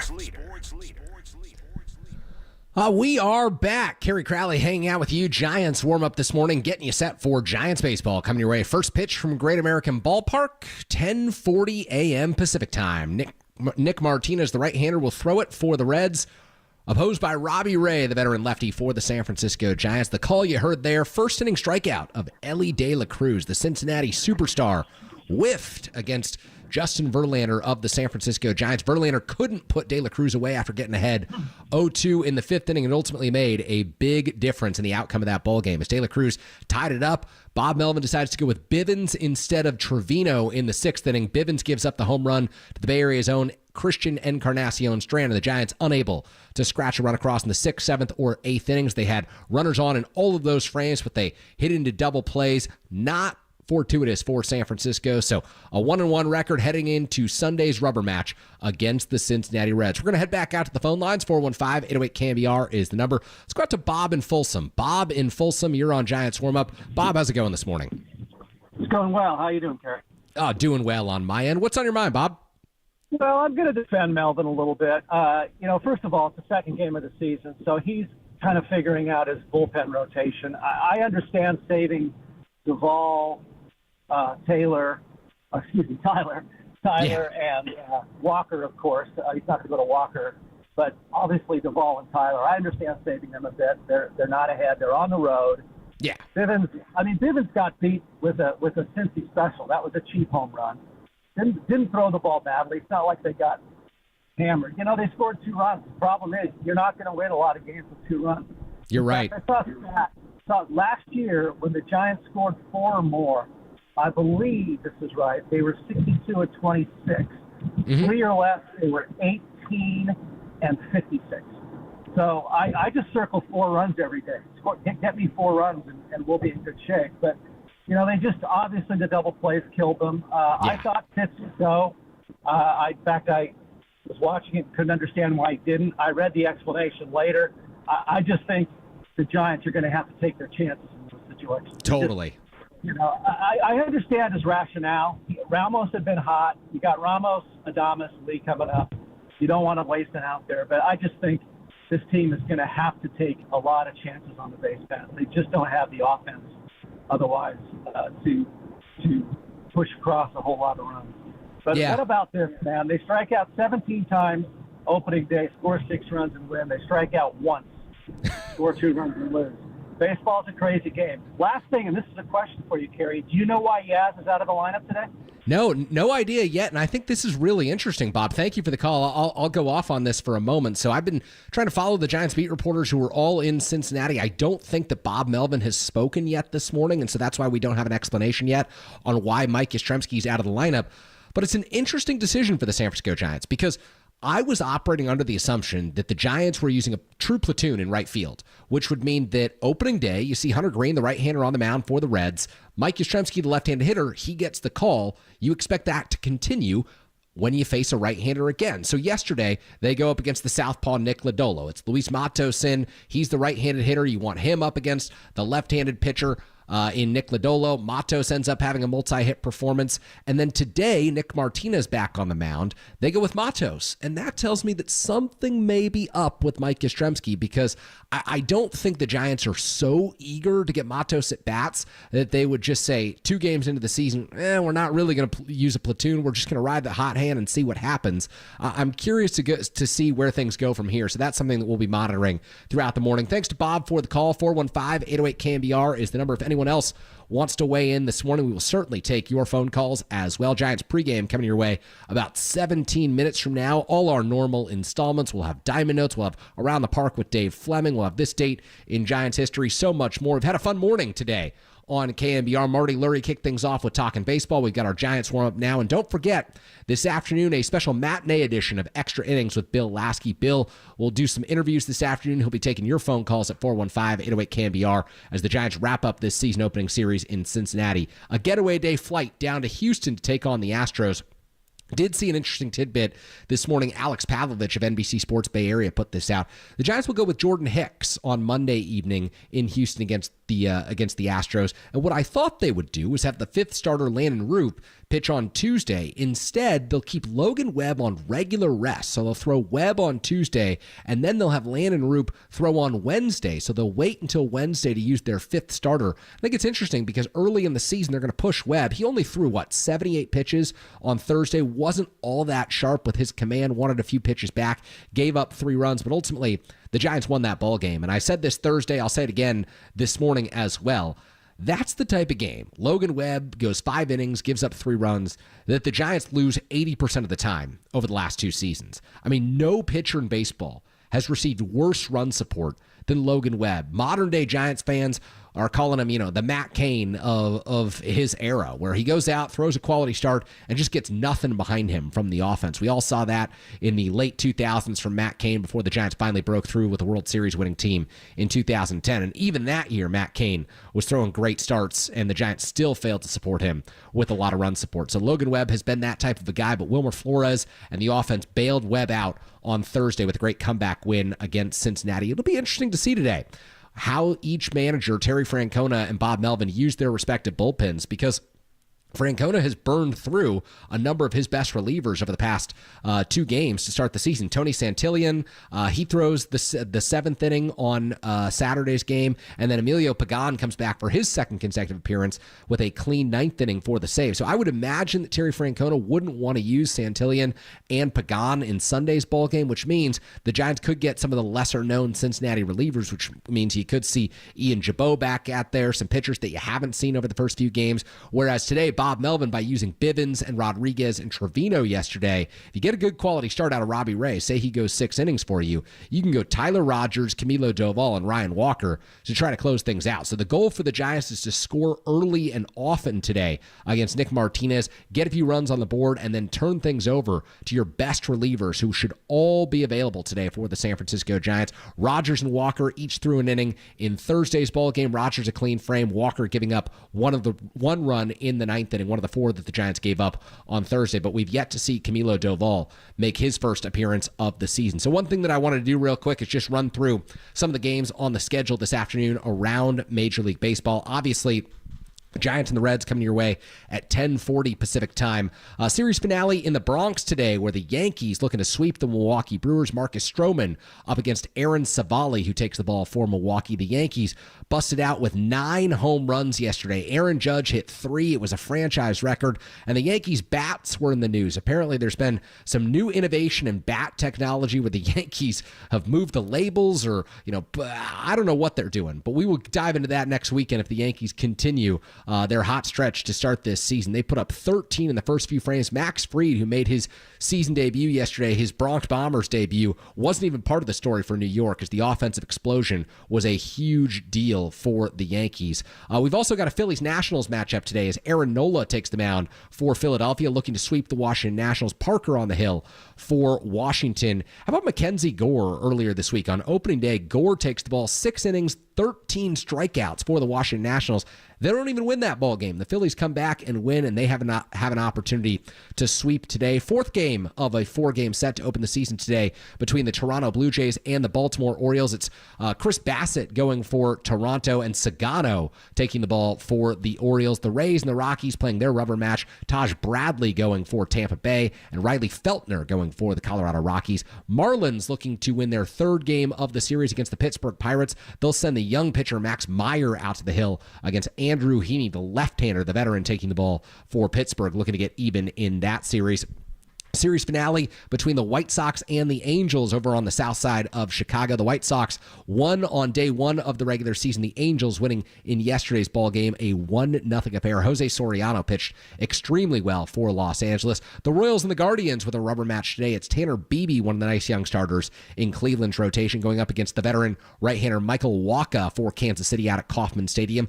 The Cardinals looking to sweep the Twins. Andre Pallante on the hill for St. Louis. Bailey Ober takes the ball for Minnesota. The Rangers and the Red Sox going at it for the fourth time this season. Bruce Bochy's squad will send Jacob deGrom back to the mound. The veteran right-hander looking to regain his form coming off a big injury, and Richard Fitz goes for Boston today. The Arizona Diamondbacks 1-2 on the season. They've lost 2 of their first 3 games against the Chicago Cubs. Series finale today. Matthew Boyd takes the ball for the Cubs. Can we call Matthew Boyd a forever Giant? Did he ever appear in a Giants uniform, or was he just someone who was on the injured list and was ultimately traded by Farhan Zaidi? Eduardo Rodriguez gets the ball for the Diamondbacks before Corbin Burns will pitch next for Arizona. He'll be in the 5th spot in that Diamondbacks rotation as Torey Lovello messed things up at the beginning of the year, but Corbin Burns expected to play a huge role, of course, after signing the 6-year, $210 million deal to join the Giants' rival down in Phoenix. The Seattle Mariners, the Oakland A's. I say the Oakland A's.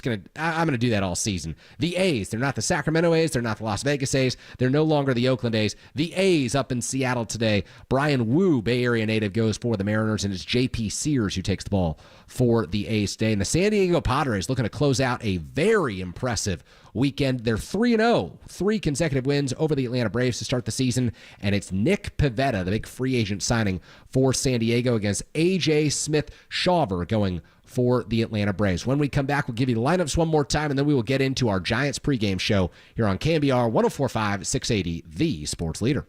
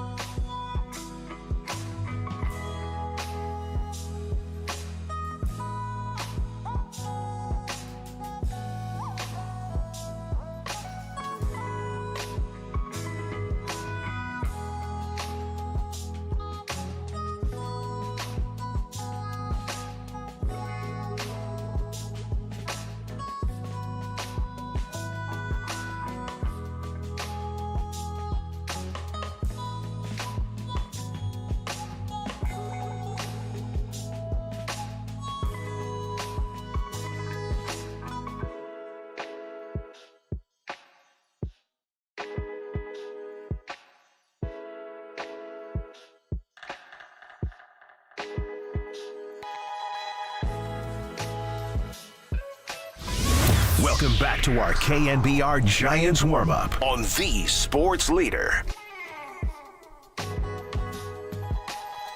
We are back on Giants warm-up. Kerry Crowley getting you set for Giants baseball. First pitch 65 minutes from now coming your way from Cincinnati. Nick Martinez will throw it. Lamont Wade Jr. will stand in the left-handed batter's box representing your San Francisco Giants. Rubber match of this 3-game set to open the season for the Giants. Head off to Houston to take on the Astros, and then it's the Seattle Mariners at home to open the season. Justin Verlander, who started Saturday's bowl game, took a no decision for the Giants.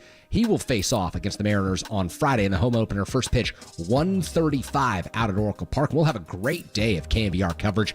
Murph and Marcus will do their show, I believe, from 58 Social outside the ballpark, and then you'll have Papa and Silver out on the field on Friday morning, leading you into Giants baseball. So very much looking forward to the home opener on Friday. The Giants always do those festivities so well, and very much excited to see what they've got in store for the 2025 home opener, the beginning of the Buster Posey era in San Francisco, at least the Buster Posey as the president of baseball operations era, because nothing will top Posey's tenure as a player with 3 World Series titles, of course, the Hall of Fame caliber career that he put up with the Giants. So one more time before we send things over to our Giants pregame show, we'll give you the lineups today. Here's Bob Melvin's squad for San Francisco. It's Lamont Wade Jr. playing first base and leading things off. Willie Adames hitting behind him in the 2 slot in the order, the shortstop for San Francisco. Jung-Hoo Lee will bat third and play center field. Matt Chapman, the cleanup man, of course, over at the hot corner today. Elliot Ramos back down to the 5th spot in the lineup and playing left field, a home run and 2 ribbies through the first 2 games of the season. Also doubled on Saturday. Wilmer Flores, the DH today. He'll bat 6 home runs in each of the first 2 games of the year. Luis Matos gets the call out in right field today for the 2nd consecutive day for the Giants, hitting 7th. Matos in there against the right-hander Nick Martinez. Sam Huff slated for his season debut today. He'll play behind the plate with Patrick Bailey getting the day off, expected to go again tomorrow in Houston against the Astros. And then Tyler Fitzgerald, the Giants' second baseman to open the season, he will bat 9th. For the Cincinnati Reds, it's Matt McClain, who was a thorn in the Giants' side on Saturday. A double, a home run, the 4-3 double play that he turned that was the slick defensive play that ultimately cost the Giants a scoring opportunity late in that ball game. He leads things off. Santiago Espinal, after 2 hits and 3 bats yesterday, he's up to the number 2 slot in the order against the left-hander Robbie Ray. Ellie De La Cruz will bat from the right side today. He's the shortstop for Cincinnati. Christian Encarnacion Strand will also be the cleanup man and play first base after the home run, the decisive home run against Spencer Bivens in Saturday's ball game. Heimer Candelario will hit 5th today for the Cincinnati Reds and play third base. Spencer Steer, the designated hitter, he'll bat 6th. Gavin Lux, the lone left-hander in Cincinnati's lineup. He's out in left field for the 2nd consecutive afternoon. Dunn in center, and Austin Wins behind the plate. Forever Giant hitting 9th for Cincinnati. So against Robbie Ray, the lefty, the only left-handed hitter that the Reds have in their lineup, Gavin Lux, he gets the call out in left field in the 7th slot in the order. Against the right-hander Nick Martinez, the Giants have a few lefties in the lineup, but for the most part, it's 7 right-handed hitters. It's Lamont Wade Jr. in the leadoff spot and Jung-Hoo Lee in the 3rd spot in the order for Bob Melvin's team. So Robbie Ray hoping to recapture that Cy Young form that he showed a few years ago, of course, with the Toronto Blue Jays in 2021 when he had a 2.84 ERA over career best, 193 in the 3rd innings. Last year for the Giants, just 7 starts coming off the Tommy John surgery, a 4.70 ERA across 30 and 2/3 innings. The silver lining for the Giants, 43 strikeouts. He was striking out hitters at a 12.6 per 9-inning clip. So very impressive starts from Robbie Ray in terms of strikeouts. He's hoping to translate that into more outs, pitching deeper into games, fewer home runs this year, fewer hits allowed, and of course fewer walks, as he walked about a hitter every other inning a season ago. So you'll see Robbie Ray against Nick Martinez. Our Giants pregame show will continue here in a few moments. This day in Giants history coming your way shortly. I'm Kerry Crowley. That's it for Giants warm-up on KNBR 104.5, 680, the sports leader. KNBR 104.5 and 680, the